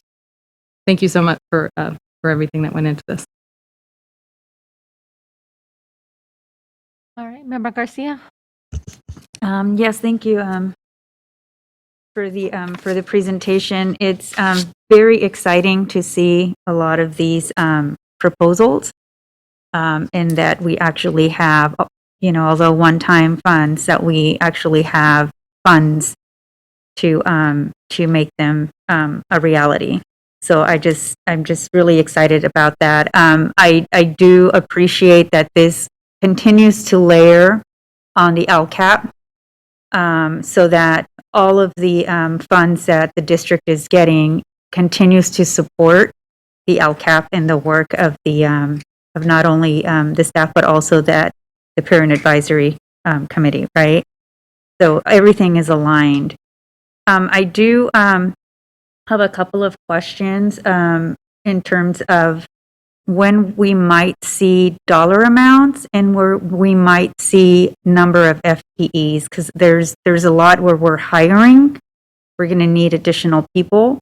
So I'm just wondering, when do we know how many, for example, psychologists, how many, I have highlighted other, maybe it's the child welfare and attendance specialist. How many more people do we need to carry out the work over the lifetime of the funds? Because we have so many pots, and I think because they're all focusing on, this is what, like the 8th plan that you've developed this year and growing. So so they're all sort of funding the same efforts, and I'm just trying to figure out how much of LCFF ongoing funds, X amount, how much of ESSER 1, 2, or 3 funds, X amount. So just trying to keep that in mind as we continue to measure, as we continue to pivot, as we continue to,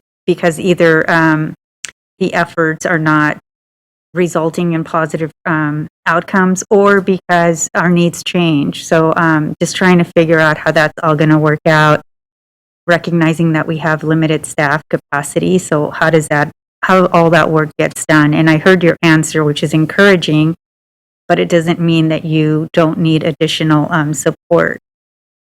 So I do have some specific questions. I don't know if you wanted to make some comments on that, but I do have some specific questions too. You don't have to. I would only offer briefly, I think staff is engaged in that exact analysis that you spoke to, which is, assessing which positions are already partially funded by ESSER 1. And so in some cases, we're looking at extending these positions out for years 2 and 3 of the grant span and not all 3 years.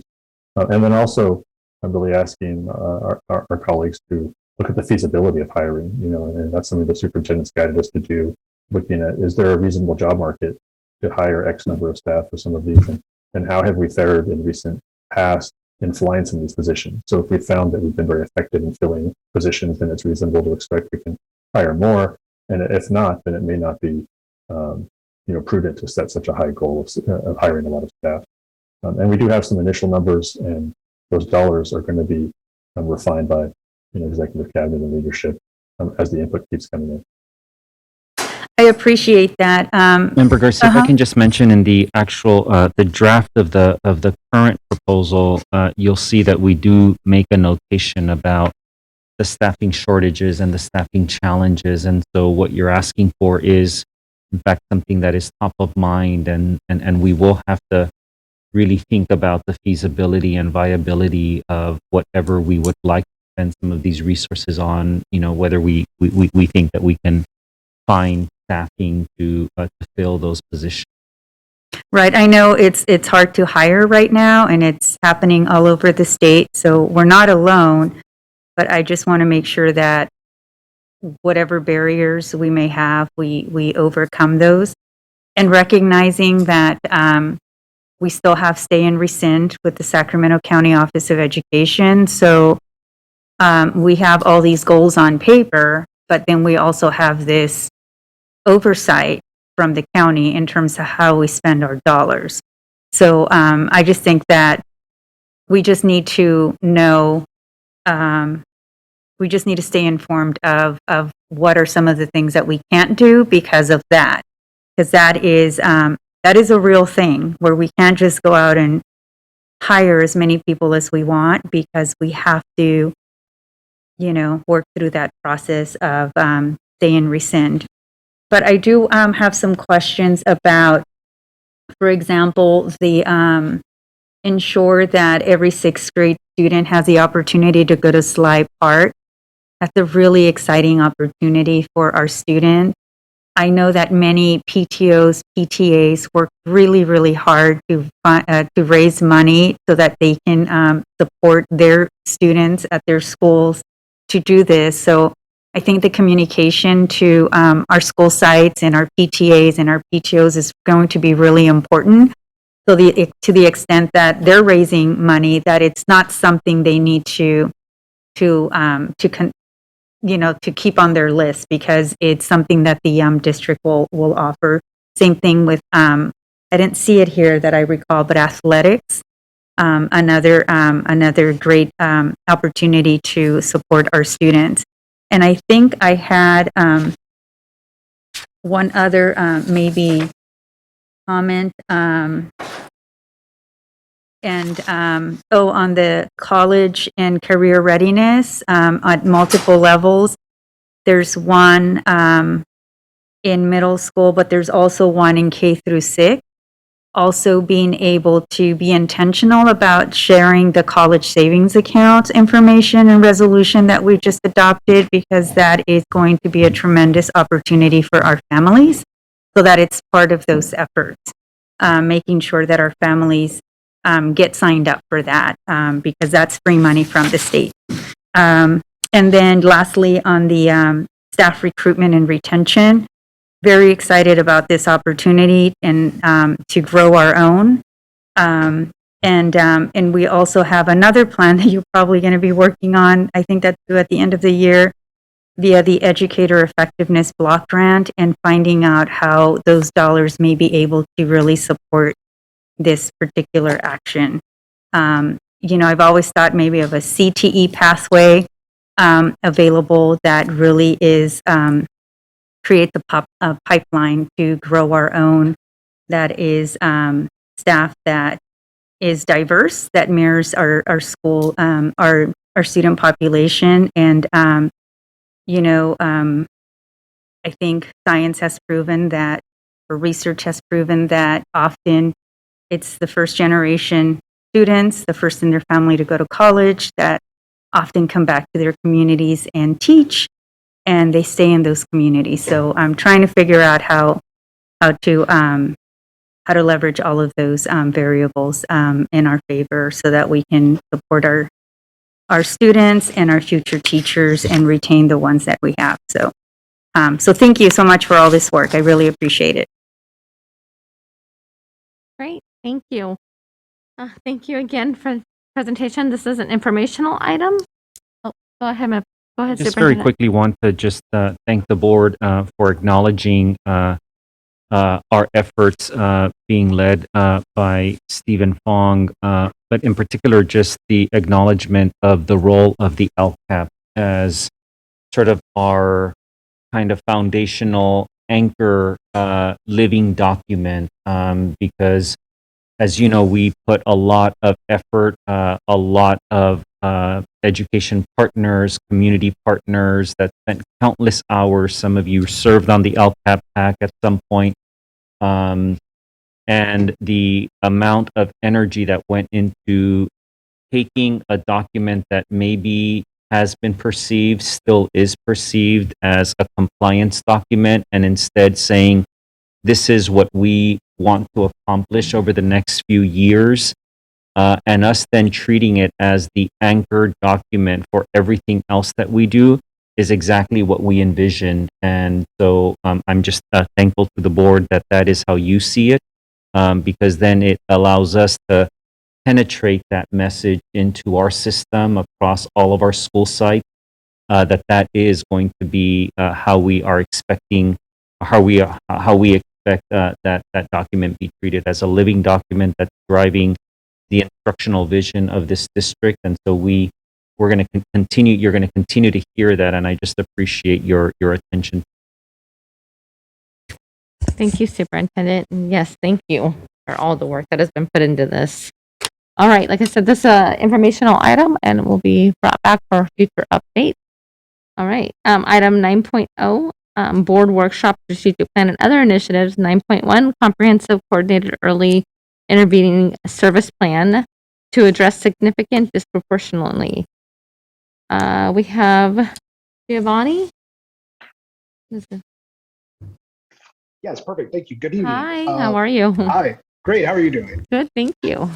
Good, good. All right. So good evening, everyone.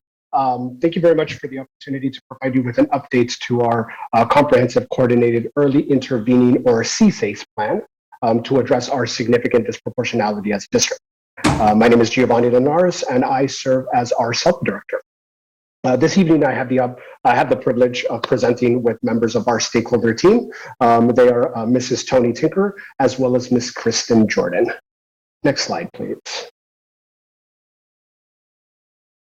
Perfect. So we'd like to start with a reminder and review of our core value and guiding principle, which we recognize that our system is inequitable by design, and we vigilantly work to confront and interrupt inequities that exist. To level the playing field and provide opportunities for everyone to learn, grow, and reach their greatness. Next slide, please.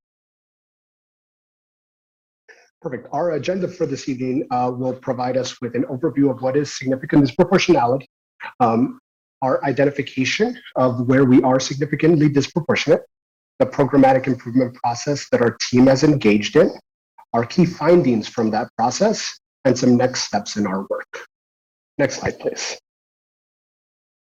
So there's a lot of words on this slide, but essentially significant disproportionality occurs when for 3 years, students of a particular race or ethnicity are identified as children with disabilities, are identified within a particular category of eligibility for special education, are placed in a particular educational setting like a separate classroom or non-public school, or suspended, expelled as a disciplinary measure at a higher rate than their peers of other races. So put it in another way, disproportionality refers to the overrepresentation in 1 year. Significant disproportionality refers to overrepresentation for 3 consecutive years. So as a district, we are significantly disproportionate in the identification of African American students as meeting eligibility for special education in the area of emotional disturbance, as well as suspensions of African American students with disabilities greater than 10 days out of school. So when a district becomes significantly disproportionate, a 4-phase systematic improvement process is prescribed to address that significant disproportionality. This 4-phase process includes the development of a leadership team and a stakeholder team, the analysis of district quantitative as well as qualitative data to identify key findings and root causes for that significant disproportionality, the development of a 27-month plan to address the needs identified in that data analysis and root cause, as well as the implementation, evaluation, and the sustaining of that plan beyond that 27-month period and beyond the utilization of those federal set-aside dollars for that 27-month period. So as a district, we've been using a Padlet to share and collaborate as a group and welcome more opportunities for the community and public to share and participate in reading the documents, asking questions, participating in our stakeholder team as well. Next slide, please. So in our programmatic improvement process, our technical assistance facilitator, Dr. John Eiler, he and I presented back in May when we looked at our last year's plan. Well, he has helped us go through the process by having our group use our own CalPADS data to guide our findings and discussions. So we submitted, it's called an NYU workbook. And so we take 3 sets of data points that we submit to the state yearly. And that data is kind of reformulated, and it provides us questions around a number of different measures. We look at data based off of race, ethnicity. We look at identification areas. We look at grade levels. And we look at things like age of entry into special education, who provided the referral for special education, to see if there are any trends and things that we need to take into consideration when we start to look at what are some of the root causes for why we are significantly disproportionate. Our team also inventoried some of our major initiatives across the district and discuss how well they're known or implemented through each of our lenses as either a district leader, a site leader, a parent, a community member, and how well we feel that they're known across the district. We also reviewed our system of supports across the district. So we simply ask questions like, so if you have a struggling reader at your school site, what does that look like? What are some of the interventions that are provided? And we charted them using our Jamboard and started to identify, do we have consistency across our system or do we not? Is that an opportunity? Does that tell us more about our data? We also reviewed reviewed and discussed how various district and community organizations have focused on this, have supported this, and have historically provided input and guidance to address these areas of systemic concern. This is an area where we'd like to continue to expand on. Our data is telling us part of a story, but it's not telling us the entire story. And we know that an important aspect of getting a complete picture of where we are as a district and where we need to go is to collaborate with our community to help us tell more of that story. In order for us to develop and implement a successful and sustaining plan. Lastly, we reviewed board policies and administrative regulations in the area of special education. The systemic improvement process has identified a number of board policies and administrative regulations that specifically address special education. Our team looked at, do we have that policy in the district? Does it even exist in our district? If so, when was the last time it was updated?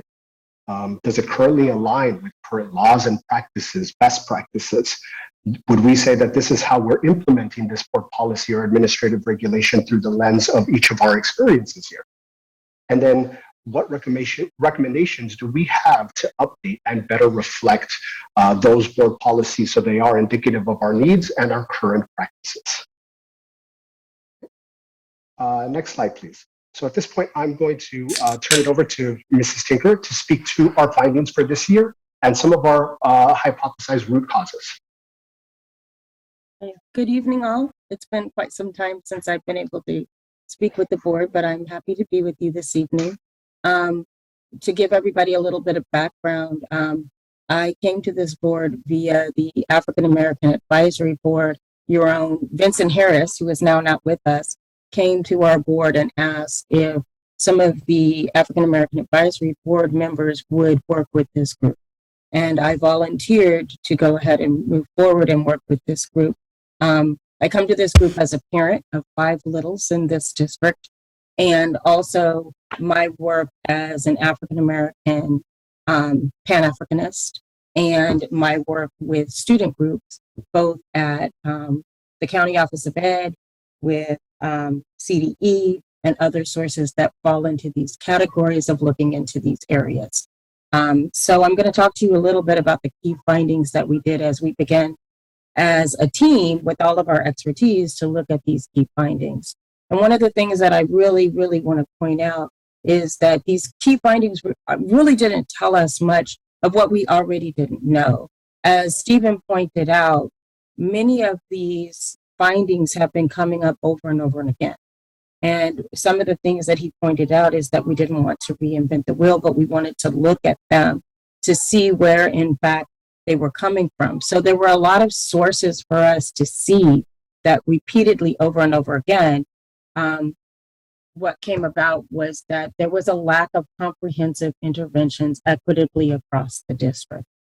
So as we looked at every district, what we realized as we looked at both the district level, but then we looked at all of the sites, that the district didn't have one specific language that was coming out. The comprehensive interventions were given in vagueness and generality, and as they came down, each site was dealing with this in its own interpretation. So each side had a different way in which these comprehensive interventions played out for it. And then the information going back up was coming in at the same kind of rate. There's a lack of consistent disciplinary practices. We talk about this, and we've talked about this over and over. When we talk about African American students, we talk about the suspension rates, who's being suspended, the high rate of suspension rates. How are our suspensions laying out? We realized that many of our community partners had already addressed this, right? Specifically, Black Parallel School Board came and talked about, well, how are suspensions playing out if it isn't the traditional suspension, right? Suspending you, sending you home. Are we keeping track of those suspensions? How are those suspensions playing out on campus? How many of those are turning into suspensions that escalate as they go on because the student didn't come into compliance on the site? Are they getting sent home? Are they in OCS, or where are they landing? So those were our key findings during COVID. The key findings that we have from 2021 as we go forward told us the same things that we saw both in 2019 when the African American Advisory Board looked at the disproportionality and specifically looked at the disproportionality of African Americans. We looked in 2020, as I just said, we saw the disproportionality again, which led us into this third year. The key findings from 2021, the overall identification rate of students with disability in this district is 16.1, and that's higher than the state average of 12%. When we looked at it by student group, African American students identified at the rate of 21.1%. Mind you, that this is my wheelhouse. We have about 5,700 students, families in our district, and of African American students. And we represent 24.1% of those in disability. So we know that that is an equitable high amount of disproportionality rate in special education. And American Indian students identified at the rate of 26.1%. Their population is even lower than African Americans within this district. And here we are, we have them at 26.1. We also identified that children of color and students in poverty were overrepresented in special education. The other marker that we looked at, as Giovanni pointed out, is that we were looking at grade levels. And we noticed that students in third grade were more likely to enter special education under the eligibility of emotional disturbance or other health impairments. And how that broke out and how we continue to look at that has yet to go across. But we began to formulate and come across some root causes. There became a lack of consistent academic, behavioral, and social emotional interventions across the district that contributes to the disproportionality, identification, and discipline of students based upon race and ethnicity. So really, to break that down, what we're talking about is that we saw inconsistent practices across. As I said, each site was dealing with the academic, behavioral, and social emotional interventions in a way that each site knew how. There was not a one directive, one conversation, and many of those things point back to some of the next things that I'm going to turn over to Giovanni that talk about, and he talked about a few minutes ago, about our policies being outdated, about looking at through a cultural lens, looking at through best practices of social emotional interventions and cultural lenses of where that child is and where they've been. I'm going to turn it back over to Giovanni and continue the conversation.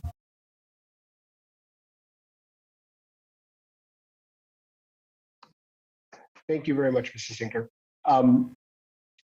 Mrs. Tinker has taught me a lot throughout this process. One of the key lessons that I'm very appreciative of is the importance of language and the language that we use. So when we have this root cause of lack of consistent academic, behavior, and social emotional interventions, it's not to communicate that consistent intervention means the same interventions. And that we're looking for a homogeneous sort of outcome for all of our students. Our goal is to engage each of our school communities to better learn how we may need to grow as a system, as an organization, to provide appropriate interventions for each group. As our data indicates, we are significantly disproportionate for African American students, but our American Indian students are right on the cusp of being significantly disproportionate as well. Our Hispanic Latino students are moving towards significant disproportionality, and we have to engage more and more of our community and more of our school sites to understand what it is we can build consistency on in order to provide that opportunity for an equitable distribution of resources and interventions. So I'm going to move on to the next slide, please. And I'm going to turn it over to Ms. Jordan, who's going to talk a little bit about our next steps. Thank you, JL. Good evening, board members and Superintendent Aguilar. I am grateful to be here, and this work is meaningful to me as a mom of an African American student with exceptional needs within the district. So I'm going to talk a little bit about next steps. We plan to continue stakeholder team meetings, and as part of that, we are looking to expand the team to include more voices. We are also going to be reviewing the results of the special education file review, the NCREST surveys, and continuing a review of board policies, and then doing some action planning. So, potential action items that we have discussed as a stakeholder group and are looking into more. We are looking into, as one of our potential action items, having Sac City Unified complete an appreciative inquiry with a multidisciplinary team to develop a plan for collaborative, comprehensive, district-wide system of interventions, including a study of discipline practices, which would include suspension and expulsion data. This inquiry process will, through the lens of our significant disproportionality, review current initiatives, identify connections between these initiatives, and identify both where we have strength, which I know we do as a district, and areas for growth, which, of course, like any district, we also do. An additional potential action item we have identified is implementing a comprehensive system of interventions in an equitable manner.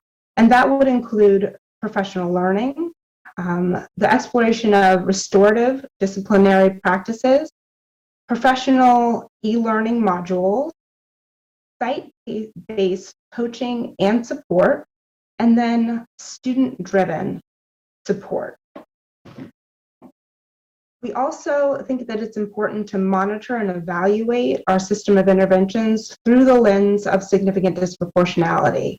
The real question is, how do we make our plan sustainable beyond the CSACE plan and integrate it into both our MTSS and LCAP? And Gio, I'll turn it back over to you now.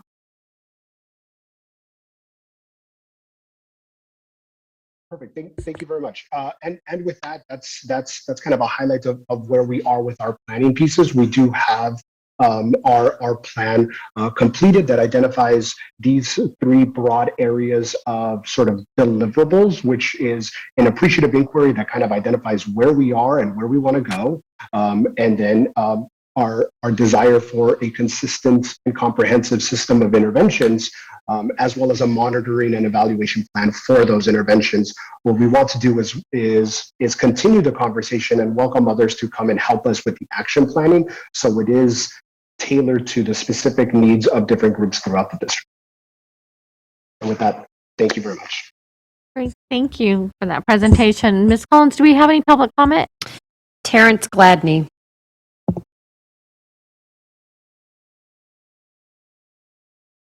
I don't believe that I have public comment on this item, but I will take the opportunity to say thank you to Mr. Linares and the entire team. And I hope that you guys continue the great work and come forward with some additional recommendations. Great, thank you, Mr. Gladney. Do we have any board comments or questions? All right, with that, it's an informational item, and look forward to having you guys back. Thank you so much for this presentation. All right, item 9.2, facilities master plan update. Ms. Ramos, Mr. Hickey, and Ms. Acera. How are you? Good evening. Thank you, President Pritchett and board members. And tonight we're just going to present to you another little workshop on the facility master plan and allow time for questions. With that, if you could please start the PowerPoint. Thank you. If we could advance to the next slide. Yeah. And then for this evening, we're going to go over a case study just to provide you with an example of some of our schools that may not fall into some of the areas that we talked about as far as the facility master plan categories are concerned and how those will be dealt with. We'll spend a little bit of time going over a project timeline as far as capital projects are concerned, and then move into summary next steps, and then turn it over to the board for questions and answers. And with that, I'd like to turn it over to Dr. Lee Sada. Great. Thank you so much, Ms. Ramos. And of course, good evening to you, board members and Superintendent Aguilar, members of the community. If we can go to the next slide, please. As Ms. Ramos said, we wanted to just provide you with another case study as an example of the type of project that you had pointed out to us in previous meetings, you know, how it would receive funding if it wasn't identified as one of our, what we're calling our visionary projects. So this is a case study of a middle school here in town. When we look at the Berkeley Opportunity Map, which is the map that we're using to help us identify neighborhoods and the resources available to those neighborhoods, it shows that this school is located in an area that does have very high resources, the highest level of resources, in fact, available.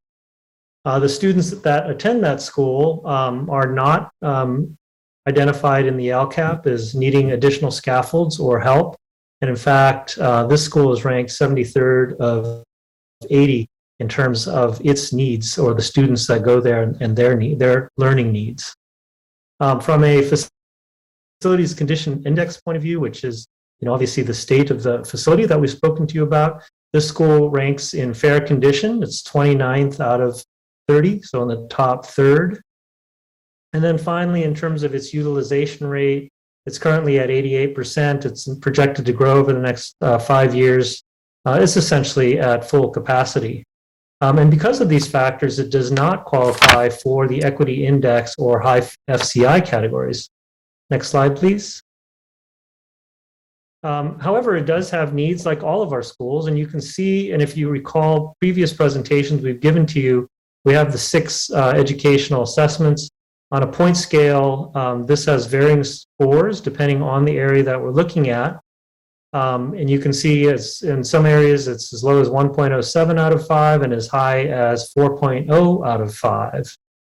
But each of these petals can be improved with a combination of funds, including bond funds and some of the funds that were mentioned earlier by Stephen Ramirez-Fong in his excellent presentation about the use of ESSER 3 funds. And let's go to the next slide, please.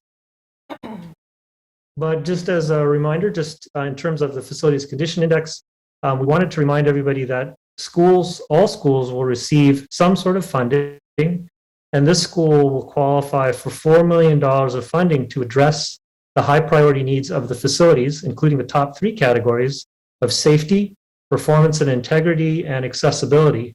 As we've spoken and shared with you in previous meetings, those are areas that could potentially lead to liability for the district. And so all schools will receive funds to improve and take care of those areas that were identified as part of the Facilities Condition Index and the work that DLR Group and their subconsultants performed.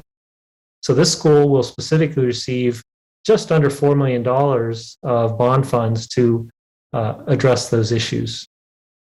Next slide, please. So we wanted to give you a summary of, again, a school that doesn't qualify in terms of the equity index that we've been speaking about before, but just a way of showing you that and demonstrating that schools in all parts of the city, you know, will receive funding. In this case, bond funds of $4 million to address the FCI Priority A1, project category, which is trip and fall hazards, roof repairs. These are examples of some of the categories mentioned before. Electrical transformer replacements. In fact, these specific things that we're listing here came out of the facilities condition report.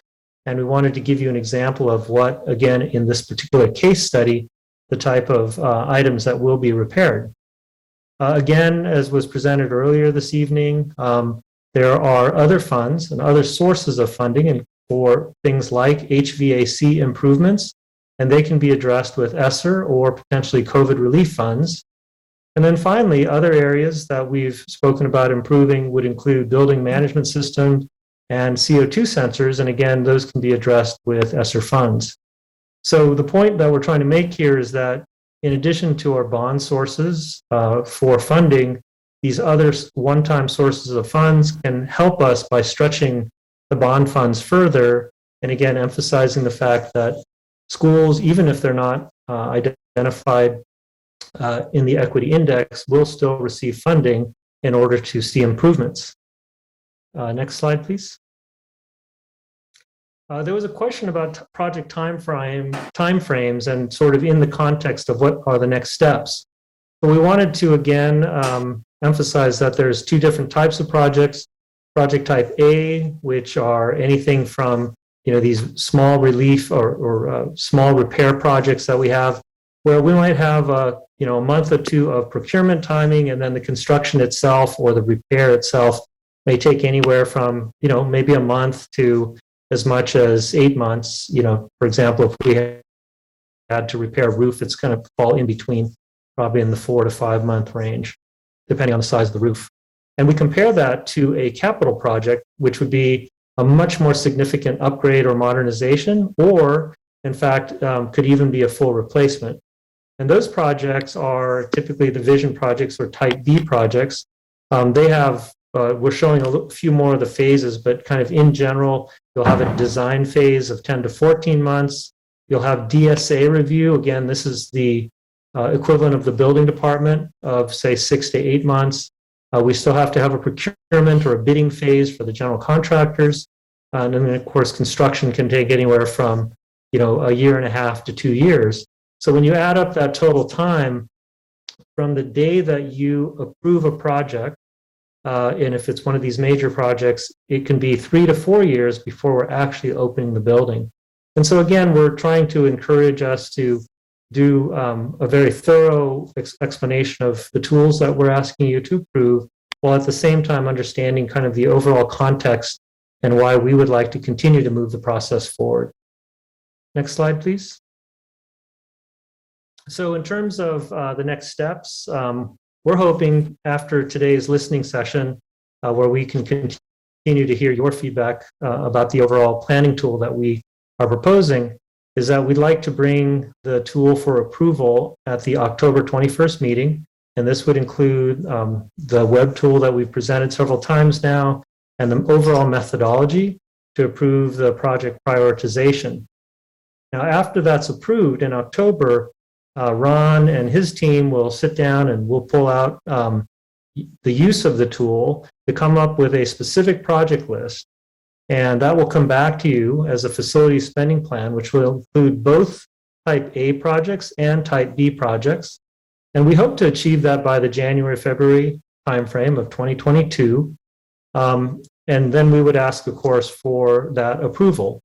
And, at that point, we would be able to incorporate in some of the feedback that we receive not only from you, but also from the community through the community forums that we've already sponsored and that we hope to continue to sponsor. And of course, as soon as it's safe, we'd like to get back out there into the community and have additional in-person community forums. But again, we wanted to just kind of show you what the steps are in terms of the next steps so that we can put that overall time frame in context. So if we're coming back to you in early 2022 with a major vision project, it's going to be 3 years from that point before that project is actually completed. So just, trying to place this in the overall context. And then finally, I guess I would say on a previous slide, I just neglected to mention, but some of the ways that we can improve our campuses are fairly simple. And some of those scores that we showed you in the equity, in the overall educational assessments can be improved by things as simple as more flexible furniture, or having much more accessible color on the walls of the school. So there are lots of ways that we can really improve the learning outcomes of our students using those educational assessments in a way that would allow our staff to come back to you and give you those specific proposals. So finally, next slide, please. We've had several workshops now. We've had several opportunities for two-buys. We would invite you here to give us your feedback, any final thoughts, and then again, we hope to bring back the tool for approval at the next board meeting. That's our goal anyway. Thank you very much. Thank you. All right. We have public comment.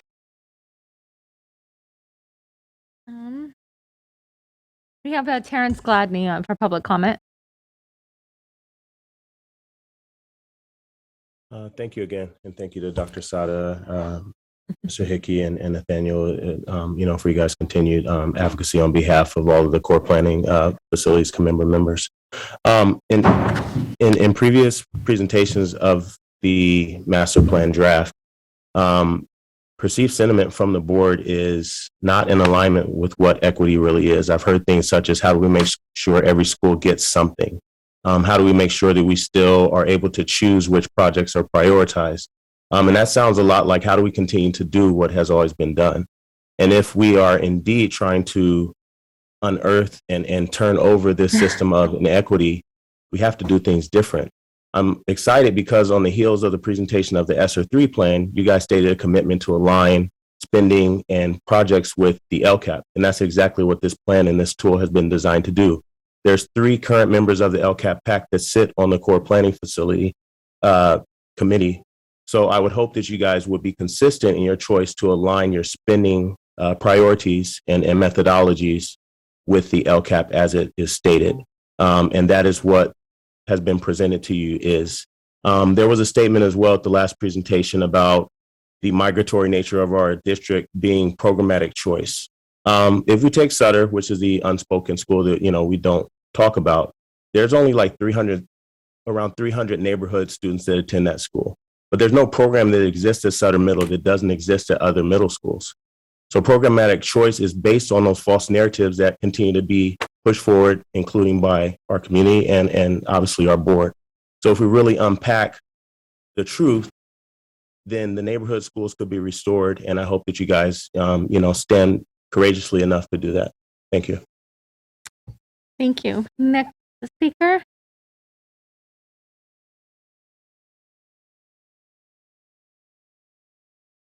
This is Mo Kashmiri. Just wanted to say thank you for the presentation. What I don't understand is that, the public hasn't been able to actually see the SCUSD plan website where all of this is laid out. I've tried to go there and I get a message saying that I need a password. Actually, might have worked now that I do it, but let me see if I can get it working in a minute. But what I wanted to say is, I'm hoping we can approve more money. We know we have $3.5 billion of needs. We only approved a bond of $750 million. We need this board to put another bond on the ballot that will actually meet the needs. If you don't, we're failing our kids. And so asking this board to think big, go big, and at the very least, spend money on looking at polls to see if it's feasible or not. That's $30,000 that is very, very, very well spent, because it could bring us millions of dollars in upgrades that we desperately need. So instead of fighting over a small pie, I say let's expand the pie and make it bigger. Thank you. Thank you. Next speaker.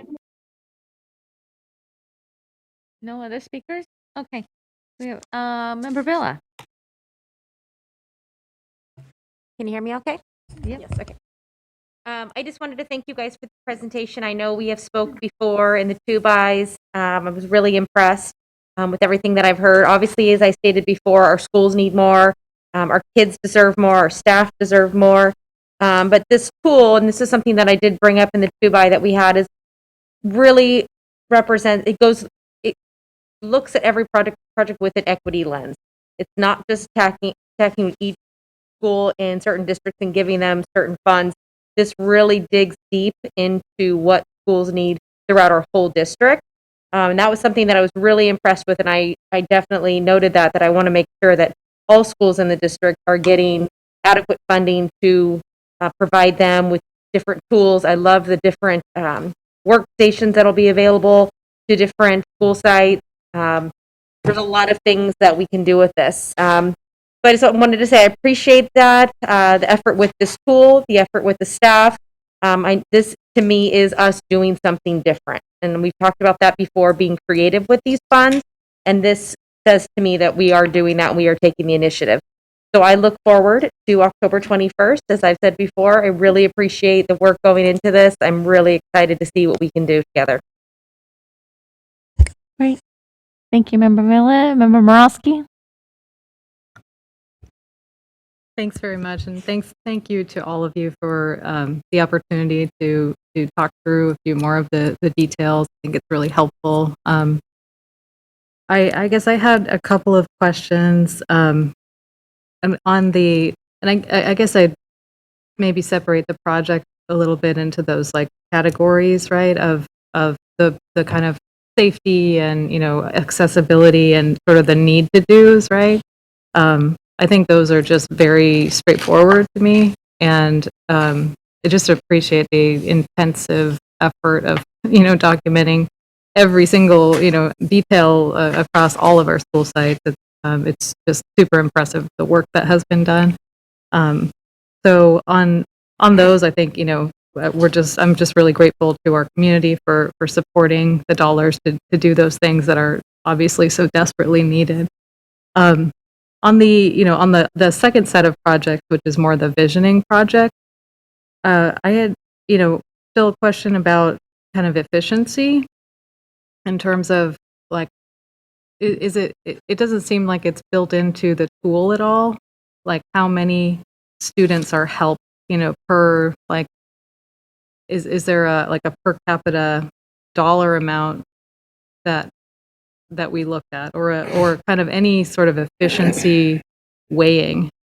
And when I say that, like thinking about spending, 30 million on a school that will serve 500 students versus 30 million on a school that will serve 2,000 students or something like that. So I just, so if we're talking about equity and wanting to serve, say if it's unduplicated kids or, however the LCAP, kind of categories are built into there, are we looking at how many kids are we serving? Like even if you take that category of kids who really, need the investment, right?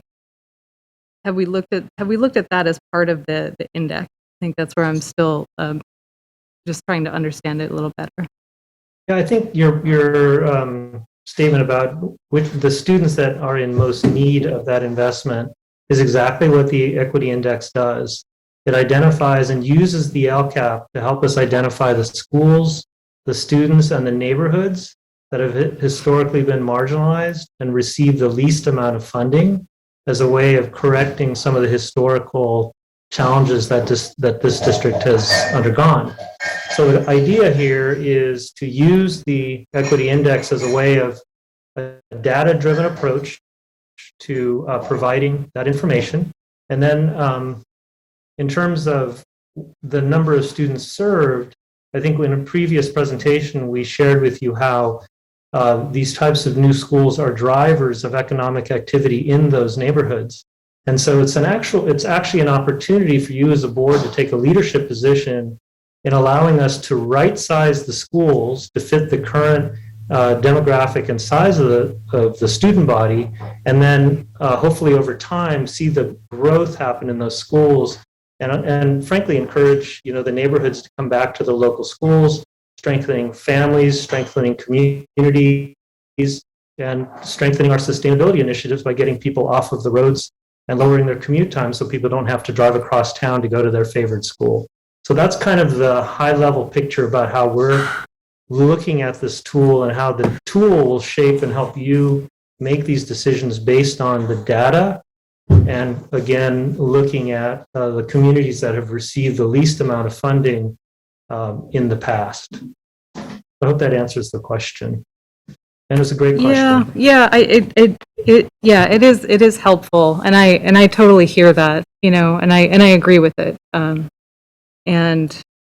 I guess I hope that we have like realistic projections about that, because what I would want to know is, overall, are we thinking, if we're spending, I don't know, like $10,000 per student or something versus $5,000 per student, and we're helping more students with the same amount of money. Do you know what I mean? I'm just, I do want to believe that. I do want to take that leadership role. I do want to invest in these historically disadvantaged areas and draw more people in. I don't know whether we have like an actual demographic analysis that would realistically lead to that outcome.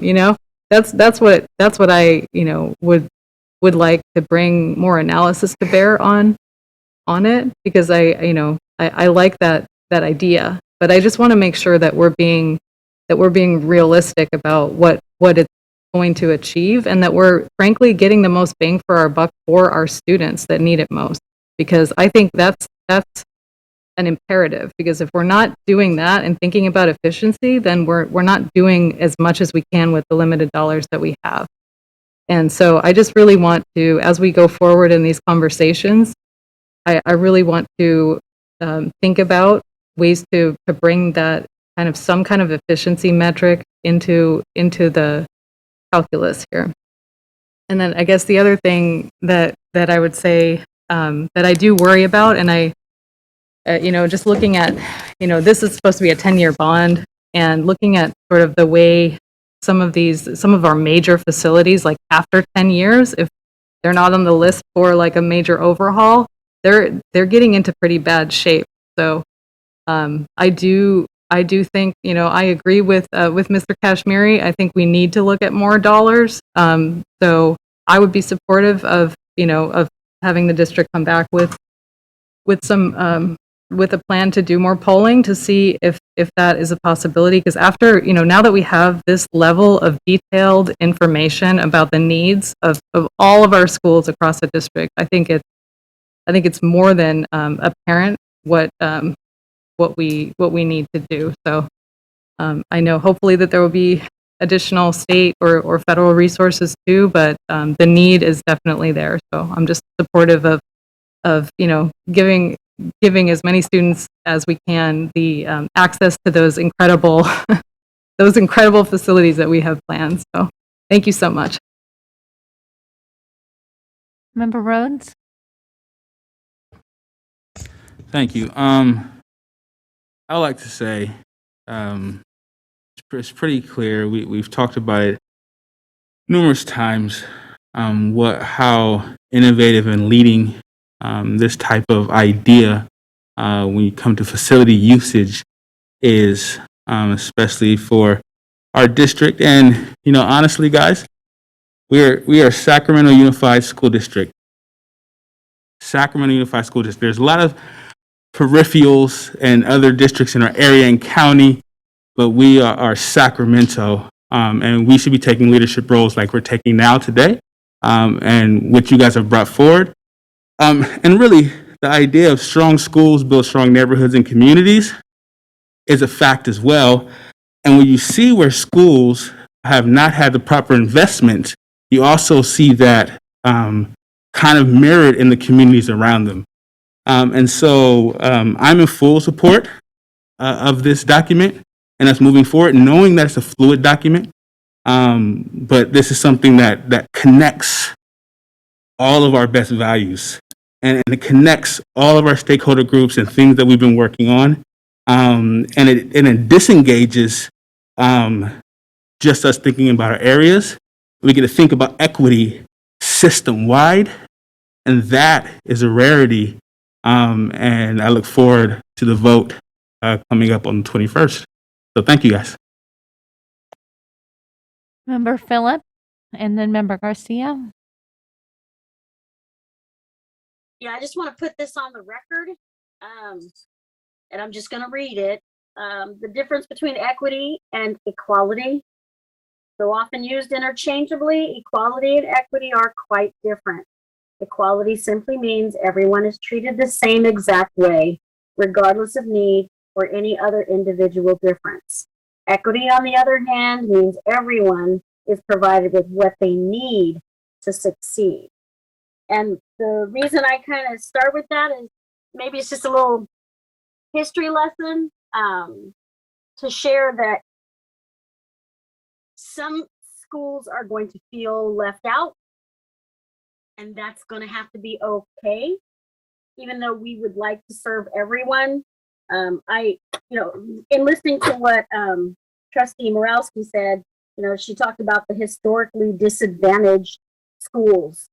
And if we think about it in the proper terms, it's more of a systemically targeted area.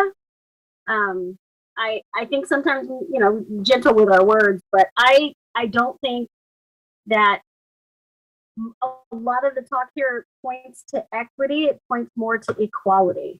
And I hear what Trustee Morowski is saying is that we don't want to leave anyone out. But sometimes when trying to make sure that equity occurs, there are people left out. So it's not a challenge or anything like that, but I just wanted to make sure that, the district as a whole has a firm understanding of what equity is when compared to equality, how they are not the same, and that we tend to talk about equity and then we shift into, well, all. And I'm like, no, it's actually not all. It's going to be some, and that some is supposed to bring other folks up to the level of those who are usually in the all category. So I just want to kind of get that on the record. I'm sure we'll be talking about this more at some point, but I just want to make sure that, this is kind of, it's more, to me, it seems like more of a repair of a systemic type of targeting. So, and I know that sounds a little controversial, but I'm not as concerned with that as y'all think I should be. But I think honestly that,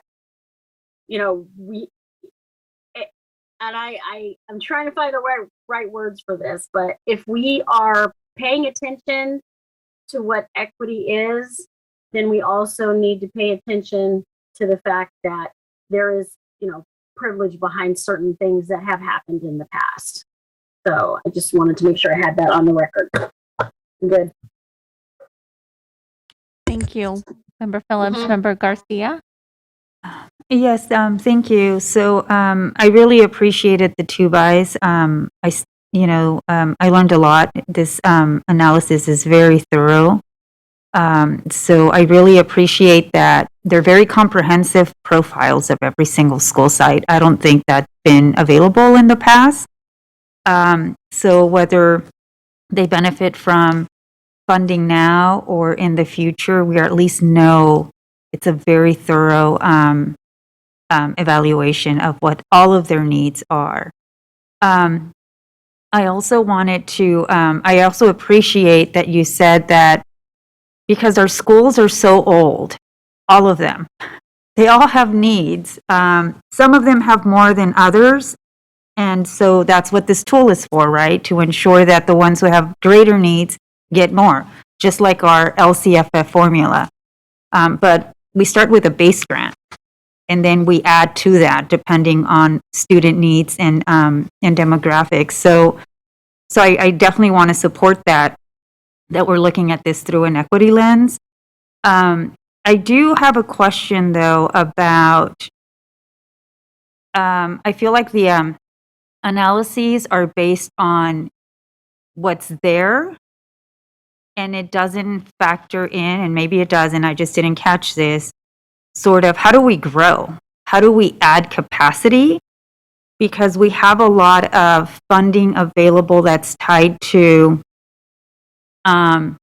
transitional kinder expansion. We have expanded learning opportunities, right, that we're supposed to offer our students. I think it's like 9 hours a day, like summer months, et cetera, breaks, et cetera. We also have a need for before and after school programs. How are we going to house them as well? We also have the need and opportunity to build, establish wellness centers, community schools. So I'm trying to figure out some of these, the analyses just analyze or assess the buildings that are in place right now and the needs to maintain them, repair them, or rebuild them. But it doesn't tell me what school sites can, would need a whole new building from scratch. So, so how does this tool help inform that as we move forward to trying to meet all these needs that all need space, physical space? I guess I would start by saying, and invite, Ms. Ramos to also chime in. She spoke in the last meeting quite eloquently about a study that we're working on about, we have, I believe it's 7 school sites that are not currently being used, and we plan to take a look at those in a much greater detail to see how they could be used. We're doing what we call a highest and best use study of those schools. Additionally, there is capacity in several of our schools, and the tool that we've provided to you as part of the facilities master plan is not intended to answer all of those questions in and of itself, which is why we have said that it's a tool that our staff will use so that they can look at some of the data and information and package it together when they bring an actual facility spending plan to you again in hopefully the next several months.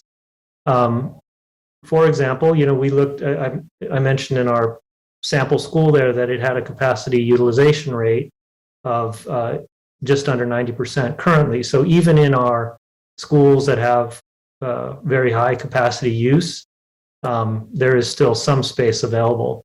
And some of our other schools have more space available. So, again, staff would need to look at that. There would be other factors that would influence, where you might want to put a pre-kinder program that are outside just the ideas of how much space there is. There may be other factors that have to do with equity or other issues or even funding.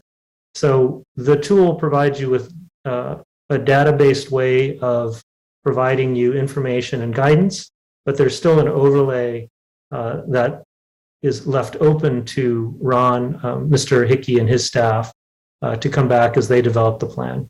And I could add to it. Thank you, Dr. Sada, Board Member Garcia. As we mentioned in the 2x, we currently have underway and should be wrapped up pretty soon, as Dr. Sada explained, a best use analysis of certain facilities. And we started with 9 initially because there's some very pressing matters that we have to address with those 9. If we try to tackle 72, it would be a longer term process and we wouldn't get the data back as quick as we need on these particular 9 properties. And so the second phase to this facility master plan is doing just that. What Member Garcia is alluding to is that an analysis of our school sites and determining, are we using these schools to their maximum capacity for what they're intended, or the program that's residing at that site. And so just very high level, what that involves is that doing a very thorough review, not only of the facility, but of our programmatic areas, interviewing our staff, our community, kind of like restarting the facility master plan, but from a different perspective, not just to identify what we have to do with the existing buildings and how we have to modernize them possibly, but what we want to do actually with that site. Do we want this site to actually have an additional kindergarten, or do we want that site to just be focused, and I'm just going to throw out some ideas out there that I've seen at other districts, just be a TK through 3rd school site, and then others just be 4 through 6. Or perhaps those sites are going to focus on some particular educational areas. And so this requires those interviews and figuring out, what it is that our plans are for our district. What are some of our vision projects that we do want to take on, so that we know how we have to transform these facilities and which ones are better equipped already and which ones can be transformed, depending on who may go there. So there's quite a bit of analysis that has to go into this. And then, of course, the demographics. I mean, are these schools the ones that are slated to be more receptive for TK? Do we have those populations that are going to draw more TK students in another part of town?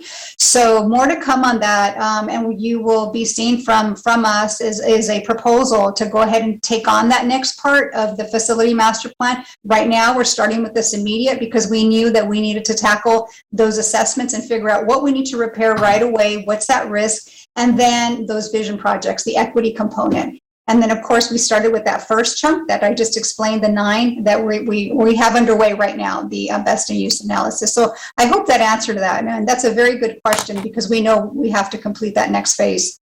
It did, thank you. And you touched on the sites that are underutilized. So you answered 2 questions. You provided me with 2 answers there. And then just my last question would be, does this analysis, will it also factor in like the athletic fields? Because I saw that there were many where, is there like a soccer field? Yes. Is there like a softball field? Somewhat. So I wasn't sure like what those answers meant. If they were like in the middle, what does that mean for a particular school site that wants to get from either a no to a yes or a somewhat to a yes? When does that analysis happen? Is it part of this pool or is it part of a future assessment? Yeah, I guess what I would say, the short story is that we have, again, we have data and we have qualitative data, which is, the human overlay. And so much like as you're developing your academic plans through the LCFF, we would be working with the local school sites to actually determine what those specific projects were that could increase those scores once we've identified those schools to be, a higher priority or wherever they fit in the kind of priority list. So, I don't know that it's our role necessarily to say it's a soccer field versus a football field. I think the right answer would be that once the project has been approved, then there is a series of workshops that are done with the user groups on site and the parent groups and other people who are involved in the process, and the architects that we hire to sort of make those types of decisions, those very specific decisions. Okay. And just my last question, because you touched upon something. In the presentation you have, after the project list has been approved, you have additional in-person community forums. So can you just maybe share with us a little bit about what that looks like? Do you go back to the school site that's been selected for a project and then talk to the parents at that school site about the project that's going to happen? I'm just wondering what that looks like. So one of the feedback points we received in our virtual community forums was that, there was some concern, or just concern's a strong word, but a request that, we try to meet in person with throughout the district. And I think traditionally, when we didn't have COVID, we would hold these community forums at each of the high schools so that we have full coverage over the entire district. And we have ways that, people who live in those neighborhoods could come to the local high school, sometimes middle schools, to kind of see the work that we're doing and hear the presentations that we've been making. And so we never, because of COVID and, the Delta variant specifically, we had planned to go back into the community and have these live, but unfortunately we had to cancel those and do them online. So the feedback we received again was, please come out to the neighborhoods and let's have a dialogue and really specifically about the facilities master plan portion. And we're happy to do that. I do think that once we identify the schools that go, get started, and you'll see these kind of rolling out on a year-by-year basis, those projects will be handled at the school sites, and the architects will be working with a group of, interested people from each of those school sites. But that's not what we mean by community forum. We mean the district broadly. Great, thank you. That's helpful. Thank you. You're welcome. Member Rhodes? Just real quickly, Dr. Sada, the community meetings that you're proposing, could we actually hold those outside at some of our comprehensive high schools? I know that we're getting to the fall and winter months to where it gets a little bit more difficult to do things in the evening time outside due to the weather and lack of sunlight. But maybe Saturday meetings or things like that could be helpful. Is that an option? Of course, I think, for us, it was really just an issue of safety protocols, but we're certainly more than happy to do what's needed to get the word out. Mr. Hickey, you're nodding. I'll let you take it away. Oh, you're absolutely correct, Dr. Sada, is that we're prepared to do what protocols allow. Right now, Victoria Flores has done a great job with Keyshawn in putting together a COVID protocol with in-person events for the district, for the students. So we will be able to follow those protocols and provide some sort of in-person gathering, member roles. While we may have to restrict the numbers, but we should be able to do something. Thank you. Thank you. I look forward to those as well as we engage our community differently coming out of, well, hopefully coming out of the Delta variant and issues that we have. But yeah, engaging the community is going to be key to this as we move forward as well. So thank you guys for your flexibility, and always thank you, Ms. Flores, for her hard work, what she does keeping us healthy and safe during this pandemic time. Thank you. And Member Rhodes, you literally took my question. I had it written down. Let's see. It said live outdoors. Thank you so much to staff for the work on this. It's we've been working on this for a very long time, back into the when we were having the facilities committee days. And so thank you to staff and DLR group. I'm excited to bring this back on the 21st to have this baseline for us to be able to work off of. So thank you so much. This is a conference item. We will be bringing this back on October 21st for approval. All right, item 10.0, public hearing. 10.1, public hearing, AB 1200, disclosure and approval of Teamsters Summer School Program 2020-21. Who do we have? Oh, Raul, sorry.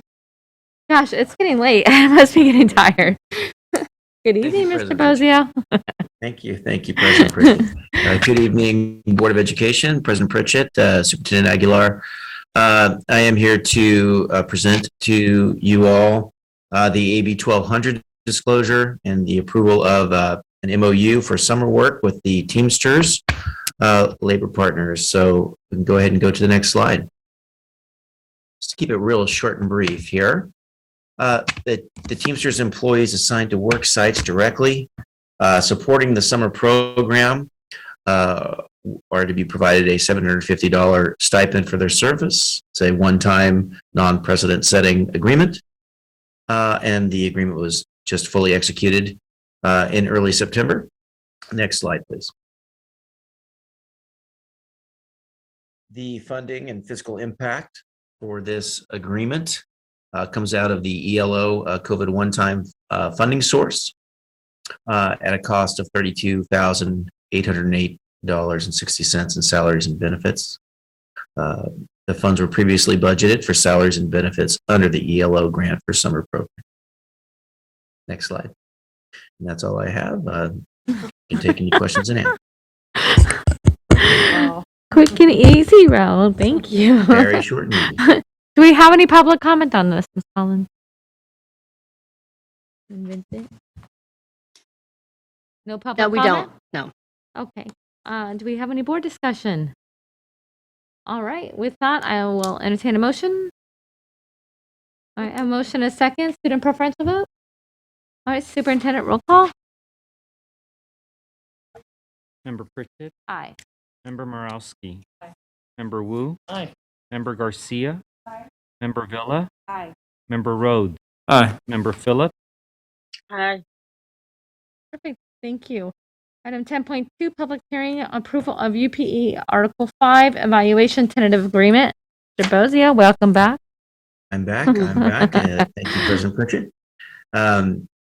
We are here to present for you the tentative agreement on the Article 5 article in the CBA with our UPE partners who represent our administrators, site administrators, and some in the central office as well.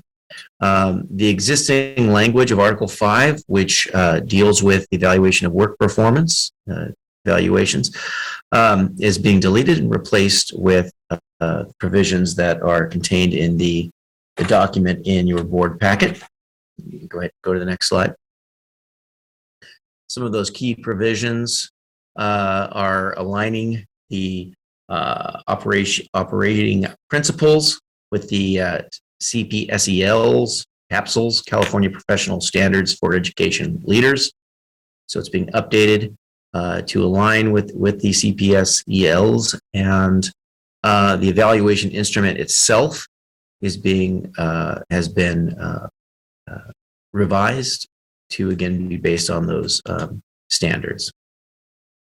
Next slide. Some of the key provisions include the sequence of evaluation, that new administrators will be evaluated for their first 2 years of employment, and then administrators with the district longer than 2 years are evaluated every other year based on their social security number. The evaluation timeline procedure includes a pre-evaluation conference, mid-year progress conference, the transmission of the evaluation, and a final conference. Next slide. In the case of an evaluation that contains 2 or more does not meet standard markings, the evaluator and evaluatee shall collaboratively develop a plan for improvement in the identified standards and element areas. The professional improvement plan may also be initiated in a non-evaluative year when deficiencies are evident. I believe that concludes the presentation. All right. Thank you, Mr. Bizio. Do we have any public comment? No, we do not. Do we have any board comment? Questions? All right. I'll entertain a motion.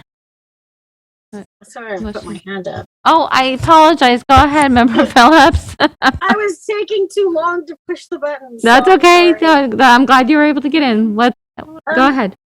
Raul, can you go back a couple slides on that? I'm sorry. That one. So we're saying right now that any new administrator who comes in will, barring any, extenuating circumstances of failure as doing their job, will get an actual evaluation after the first 2 years or during the first 2 years? Each of the first 2 years, they would be evaluated. Okay, one each year. Yes. Okay, thank you. Yes. Was that your only question, Member Phillips? Was it? All righty. We have a motion and a second on the table, student preferential vote. All right, the superintendent roll call. Member Pritchett. Aye. Member Morowski. Aye. Member Wu. Aye. Member Garcia. Member Villa. Aye. Member Rhodes. Aye. Member Phillip. Aye. Perfect. And thank you, Mr. Bozier, for getting us back on track on time. Yeah, I tried. Congratulations. Member Pritchett, if I can just interject very quickly, just on that agenda item, I just want to say thank you to our labor partner, UPE. This is actually a very significant addition to the CBA in that I think there was recognition on both of our parts that we needed to make sure that we were tying the evaluation to standards of the profession of our administrative staff, and those are outlined very carefully. The fact that we were both willing to adopt something that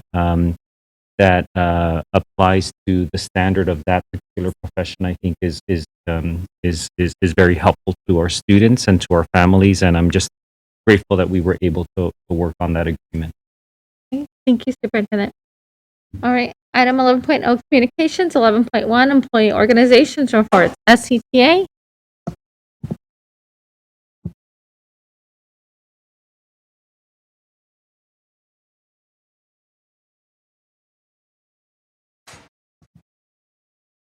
SCTA. David Fisher.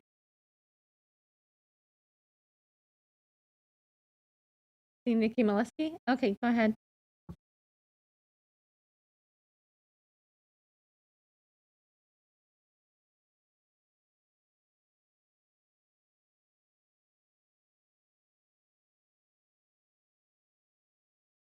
Go ahead, Nikki, if you can hear us.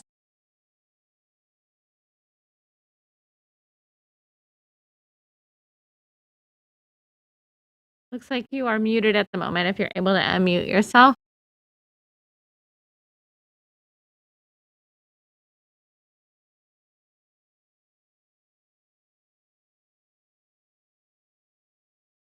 No? Okay. SCIU?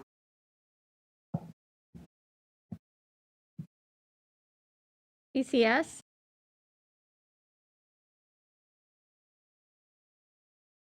Mr. Teamsters? Kashmiri's on, looks like he's muted. Mo Kashmiri's on there for SCIU? Go ahead, Mo, if you can unmute yourself.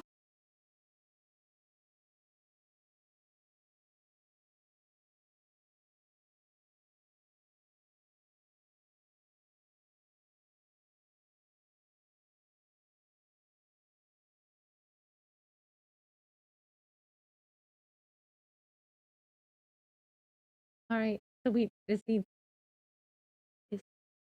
it's still muted? Okay. Do we have anybody from Teamsters or UPE on? No? Okay, do we want to try Nikki Molesky one more time?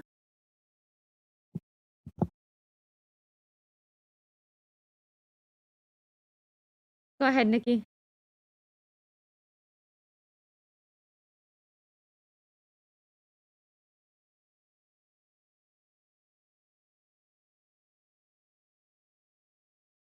Okay, we will come back to employee. Oh, we have Nikki? We have Mo. Okay, go ahead, Mo.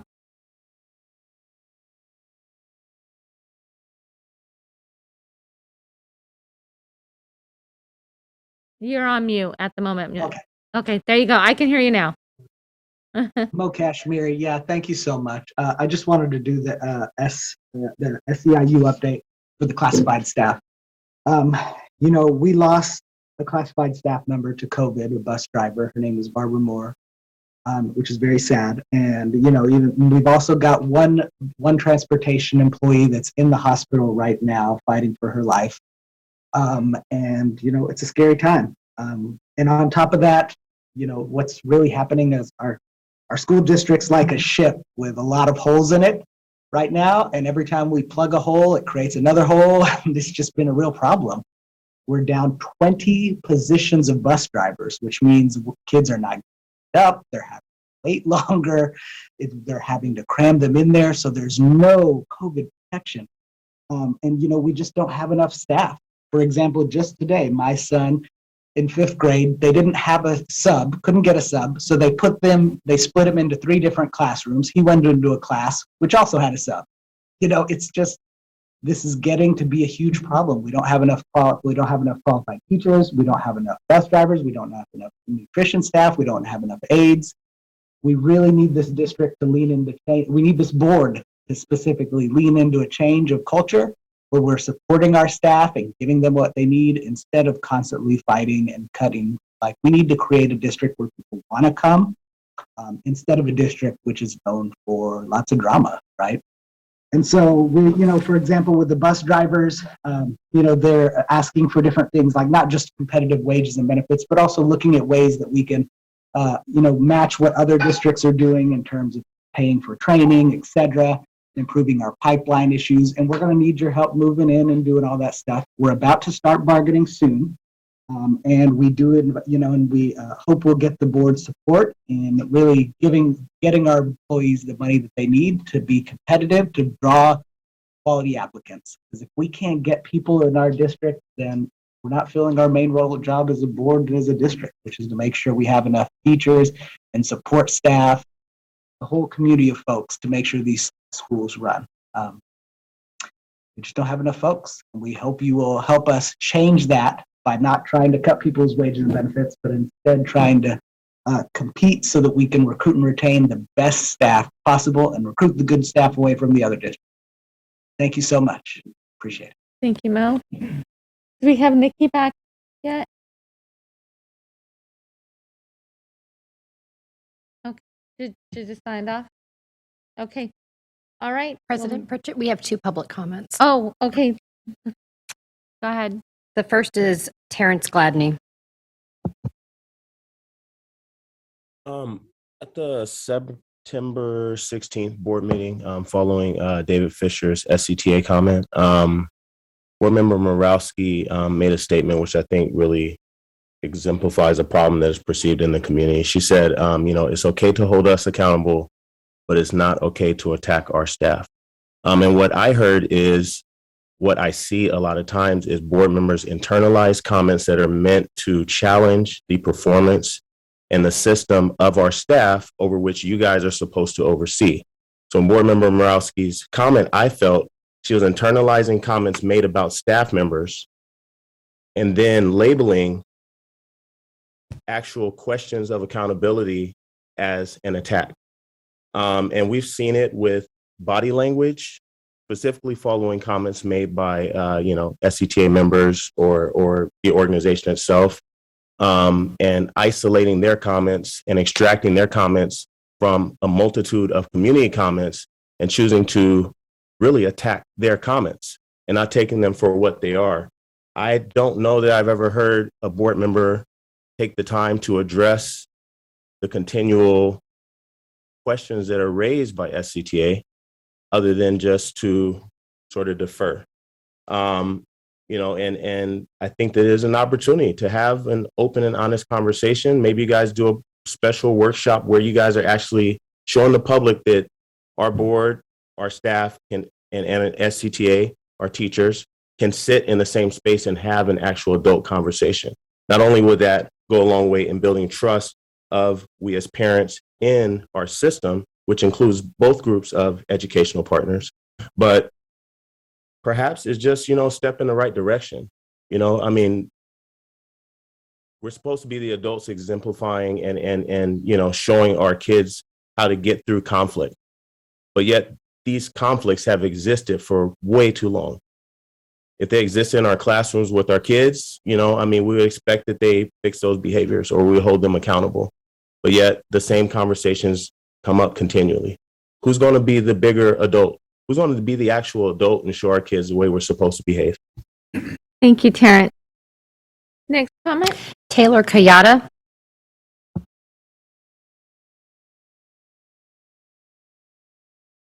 I'm actually here for the CAC comment for the next item. Oh, okay. We'll keep you stay on line for that one then. All right. That was the last public comment for this. Okay. Item 11.2, District Advisory Committees, CAC. Taylor, go ahead. Thank you. And I'm actually combining my time with Benita Shoayala, our chair. Is this a public comment for CAC or are you reporting for the CAC? I'm reporting, but combining it with her public comment because it's a little bit over 3 minutes. Okay, go ahead. Okay, thank you. So good evening. My name is Taylor Kayada. I'm the secretary of the district's Community Advisory Committee for Special Education. We're a group of parents, teachers, and community members who advise you on matters concerning students with disabilities as the Education Code tasks us to do. Tonight, I must unfortunately issue a dire warning that the state of special education in our district has reached a crisis point. The district is failing to perform even its most basic functions for many students with disabilities.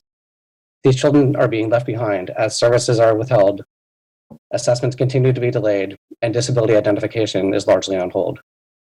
First and foremost, I would like to thank Board Member Phillips for her continued attention to our community and for attending a CAC meeting on September 26th. At this meeting, a parent spoke about not being able to send her child who has disabilities to the classroom because of health concerns in their home.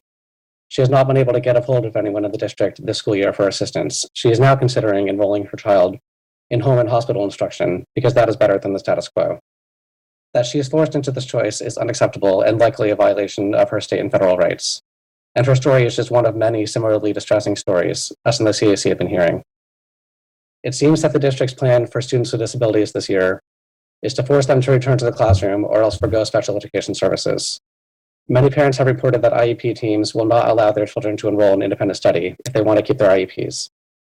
We have warned you of the risks of heading into the school year under AB 130 without a plan for students with disabilities, but you didn't listen to us. At this point, I feel compelled to make a statement to the public who are listening. Do not sign away your child's hard-fought IEP plan. Your IEP services are guaranteed by federal law and are not something the district can force you to forfeit in order to keep your family safe. CDE guidance concerning AB 130 confirms that the district is acting contrary to the law. CDE's recent guidance states that a school district shall offer independent study if a parent or guardian determines that in-person instruction would put a student's health at risk, but clarifies that this does not authorize a school district to refuse to consider providing independent study to a student solely on the basis of that student's disability. It continues, while the district and the parents or guardians are working to find the best option, the student needs to be receiving services as indicated on their operative IEP.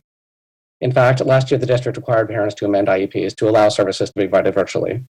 These IEPs from last year show that the district was able to provide these services in such a manner, as it should be doing now when appropriate. The near closure of a special day class at AM Wynn due to low enrollment is an illustration of the mistreatment the district is showing students with disabilities this year. We are glad to hear that the SDC at that school is apparently not closing. However, that this one class was saved does not offer us much comfort.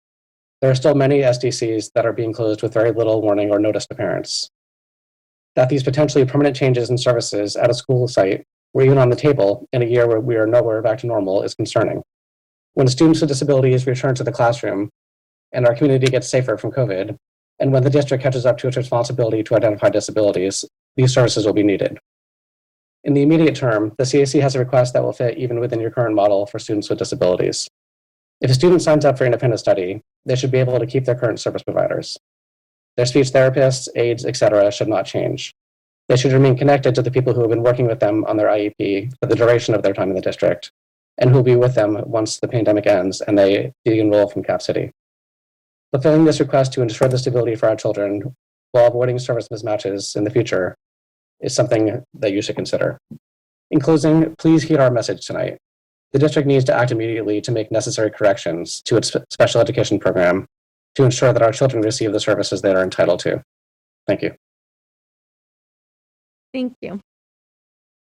DLAC? I believe we have a public comment on DLAC from Terrence Gladney.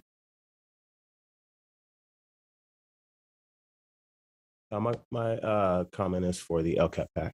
Oh, okay. Do we have anybody from the LCAP PAC? No, that's me. Oh, you're reporting for the rel. I got you, I'm Terrence. reporting for Okay, the go LCAP PAC. ahead. I'm sorry. Yes, I'm sorry. I'm going to read a summary report that was provided. I'm a newly appointed member along with Conrad Crump representing Board Member Phillips, but of course standing alongside all of my fellow LCAP PAC members representing all students and families within the district. At our recent meeting, we received a presentation from staff with the Family and Community Empowerment Department. So Sean Alexander was there to cover such topics as, what do parent volunteer opportunities look like? We also received a presentation from Gretchen V. Leon with the Parent Teacher Home Visit Program. We obviously had a multitude of questions about, what that looks like now. We were presented information on how they increase their access to families during distance learning and how they had bridge visits to, continue to be in contact with families and give us a better platform for those families to return to school. And obviously they did have to pivot with their training models. They actually have one upcoming on October 11th and 12th, which would be virtual. And they made that available to us so that we might be able to observe the training, because there is obviously an interest from the PAC on expanding the availability of parent home visits, to all of our schools. And, for years, obviously, it's been limited both by funding and, it does require a culture. Because one of the non-negotiables with the parent-teacher home visits is that it is an opt-in, so that not only the educators and staff members of a school site, but also the families and students, have and retain their choice to participate or not. And that really just lends itself to the authenticity of the relationship and the ongoing relationship at the schools and between the schools and the families. We also, obviously, as you guys saw earlier in the ESSER 3 presentation, we had the opportunity to review that to see how closely aligned with the LCAP recommendations that were presented. And we had those questions about, are there plan Bs in place? In the event of certain services not being available, is there the ability to leverage those funds or redirect those funds possibly to CBOs that can provide those similar services? Maybe not in the multitude of, say, like a trained psychologist, but just in providing mentoring and other support services. Using these one-time funds to eliminate any cost requirement for students to participate in school activities that would increase their access to a social environment and better prepare them to be in a space with other children. And again, although they are one-time funds, we're looking for at least a 1 to 2 or possibly 3-year impact from those expenditures. We are also in the process of coordinating a process and plan to do strategic outreach to our school sites. I believe following models that have been utilized by some board members, such as Board Member Rhodes, utilizing his LCAP PAC members to strategically cover the footprint of our district and reach out and allow parents and students more visibility into what the LCFF is and what those funds really mean. So that was during my first meeting. And then we also have small meetings that allow us to dig a little bit deeper outside of our general group. So I think that we all, as individual LCAP PAC members, are looking to our board members to work collaboratively with us to figure out how do we cover, our very large district footprint and expand awareness of what this is so that we have sustainability for the PAC and more voices in our LCFF process. Thank you. Thank you. Student Advisory Council. Do you have anybody? No.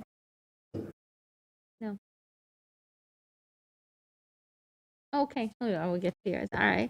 African American Advisory Board.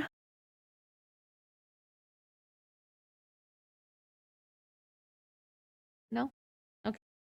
And we don't have any public comment on any of these, correct? Well, we have Ellen Yin Wyckoff who signed up for public comment on this item. And is that person on? Okay, go ahead.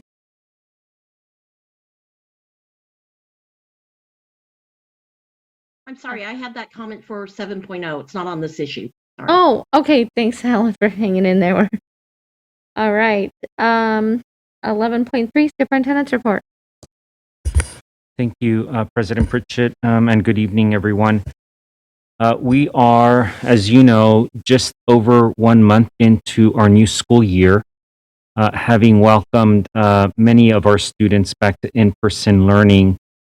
And that is, of course, due to just the hundreds and thousands of caring adults that are doing everything they can to make sure that we are meeting all of their social and emotional, their academic needs, of course, because of the amount of stress that our students have endured over the past many months when we weren't able to bring them back to our campuses.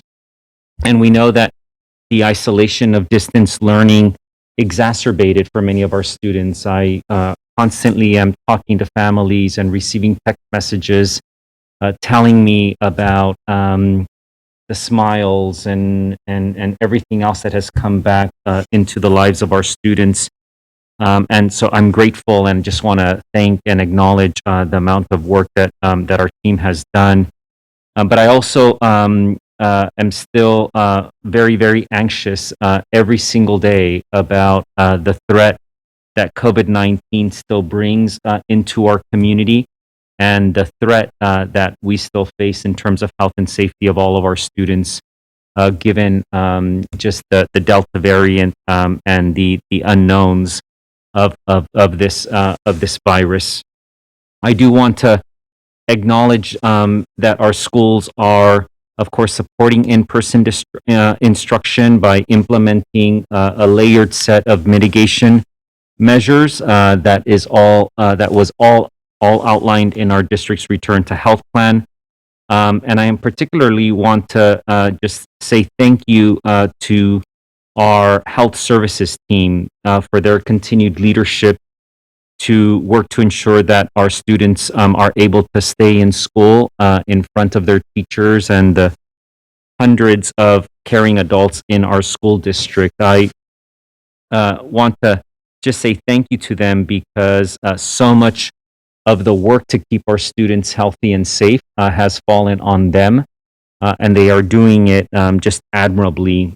I also was just reminded, and I've said this to several of you, of only time will tell whether the decision to stand up the testing infrastructure across 75 school sites.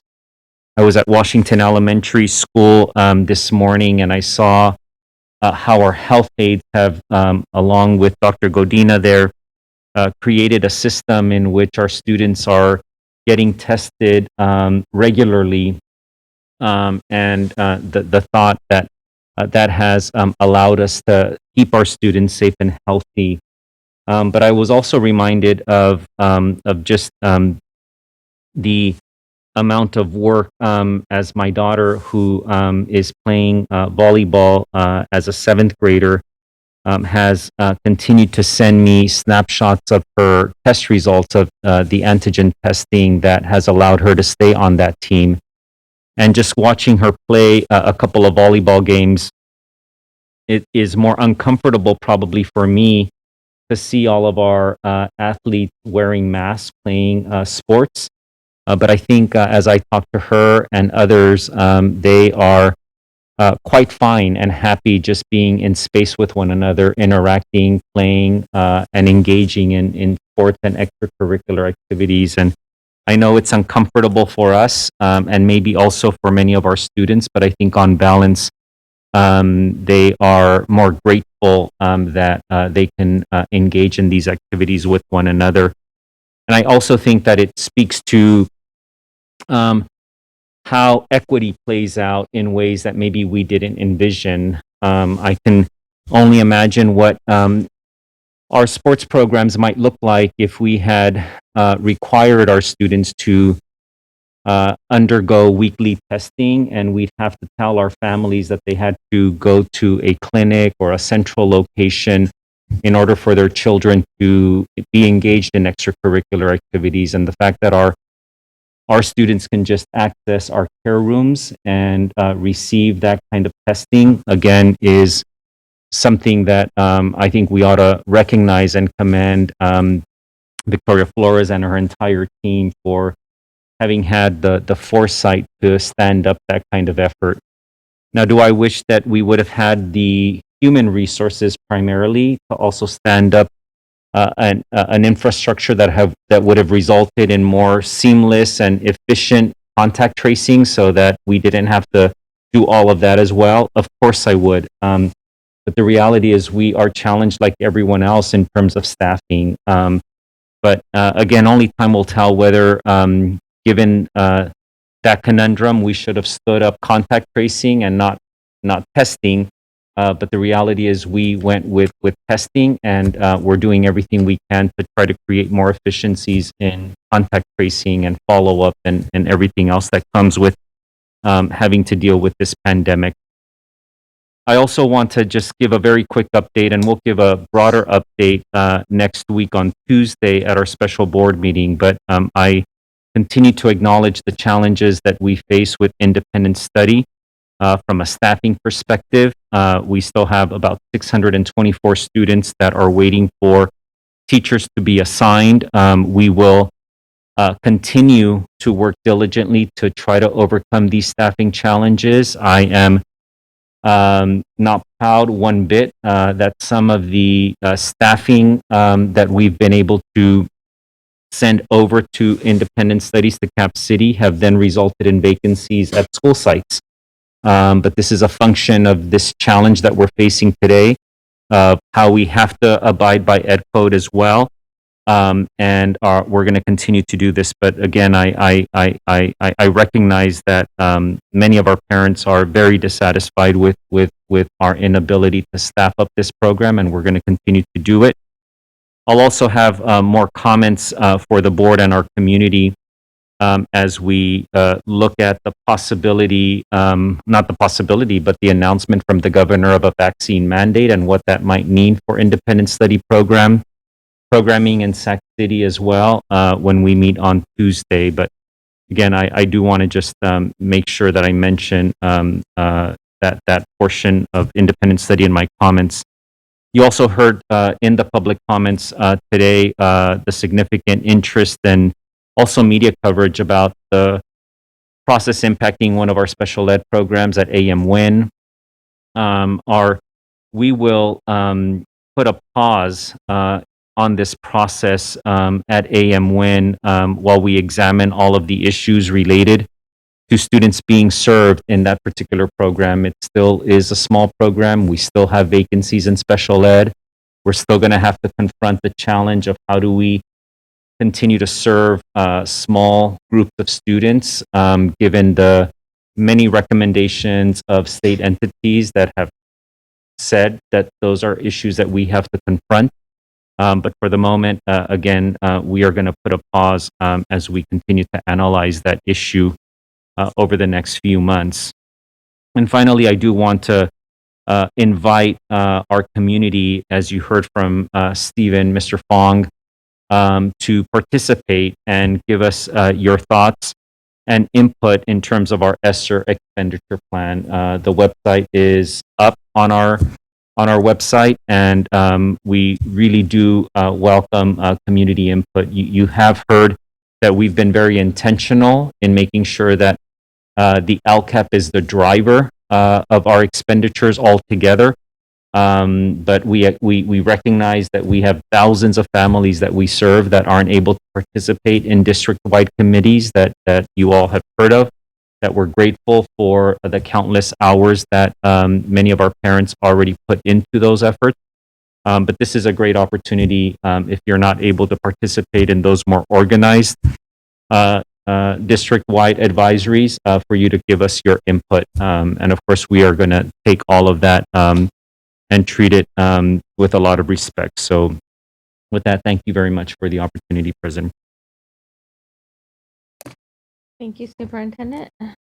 I'll just keep mine really short. I just wanted to thank all of the parents and teachers that reached out to me from the AMWIN community over the past week. There's nothing that I love more than advocates for our community. And so I know I was not able to get back to every single one of you. A lot of you reached out, so good for you. I just want to personally thank all of you guys who reached out to me. With that, I will give the floor to our student board member, 11.5. Thank you. Today, I would like to briefly first shed light on the situation in JFK.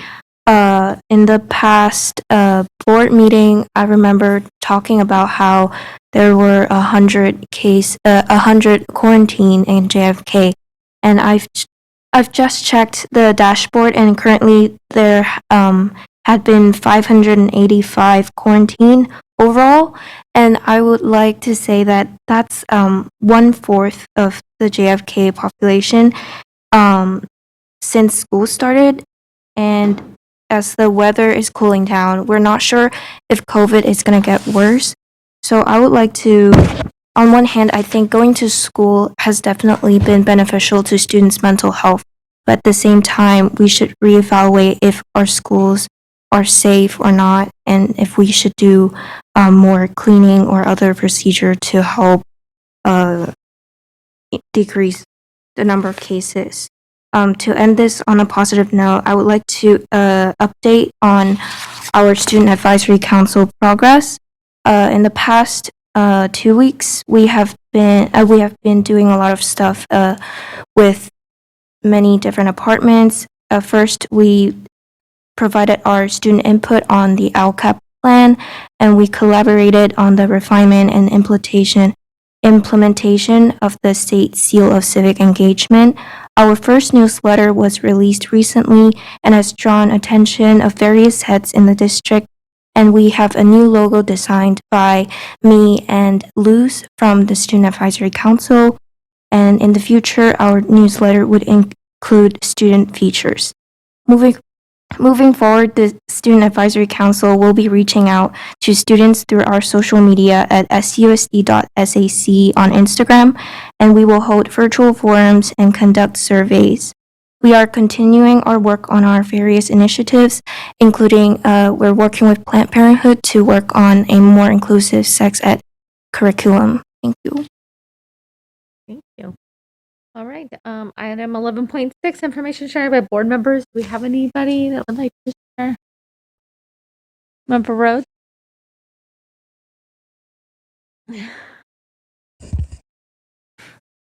Okay, I'll make this quick. Tomorrow at Success Academy, previously known as Mark Hopkins, we're having a free food distribution in partnership with NorCal Resist. And this is a continued effort of recentering our neighborhood schools as community hubs. But I would like to say that this work couldn't be done without the amazing Principal Swindle and her staff, lead staff member Kyle Allen. And so we'll be there from 10 a.m. to 12. No IDs required, open to all community members.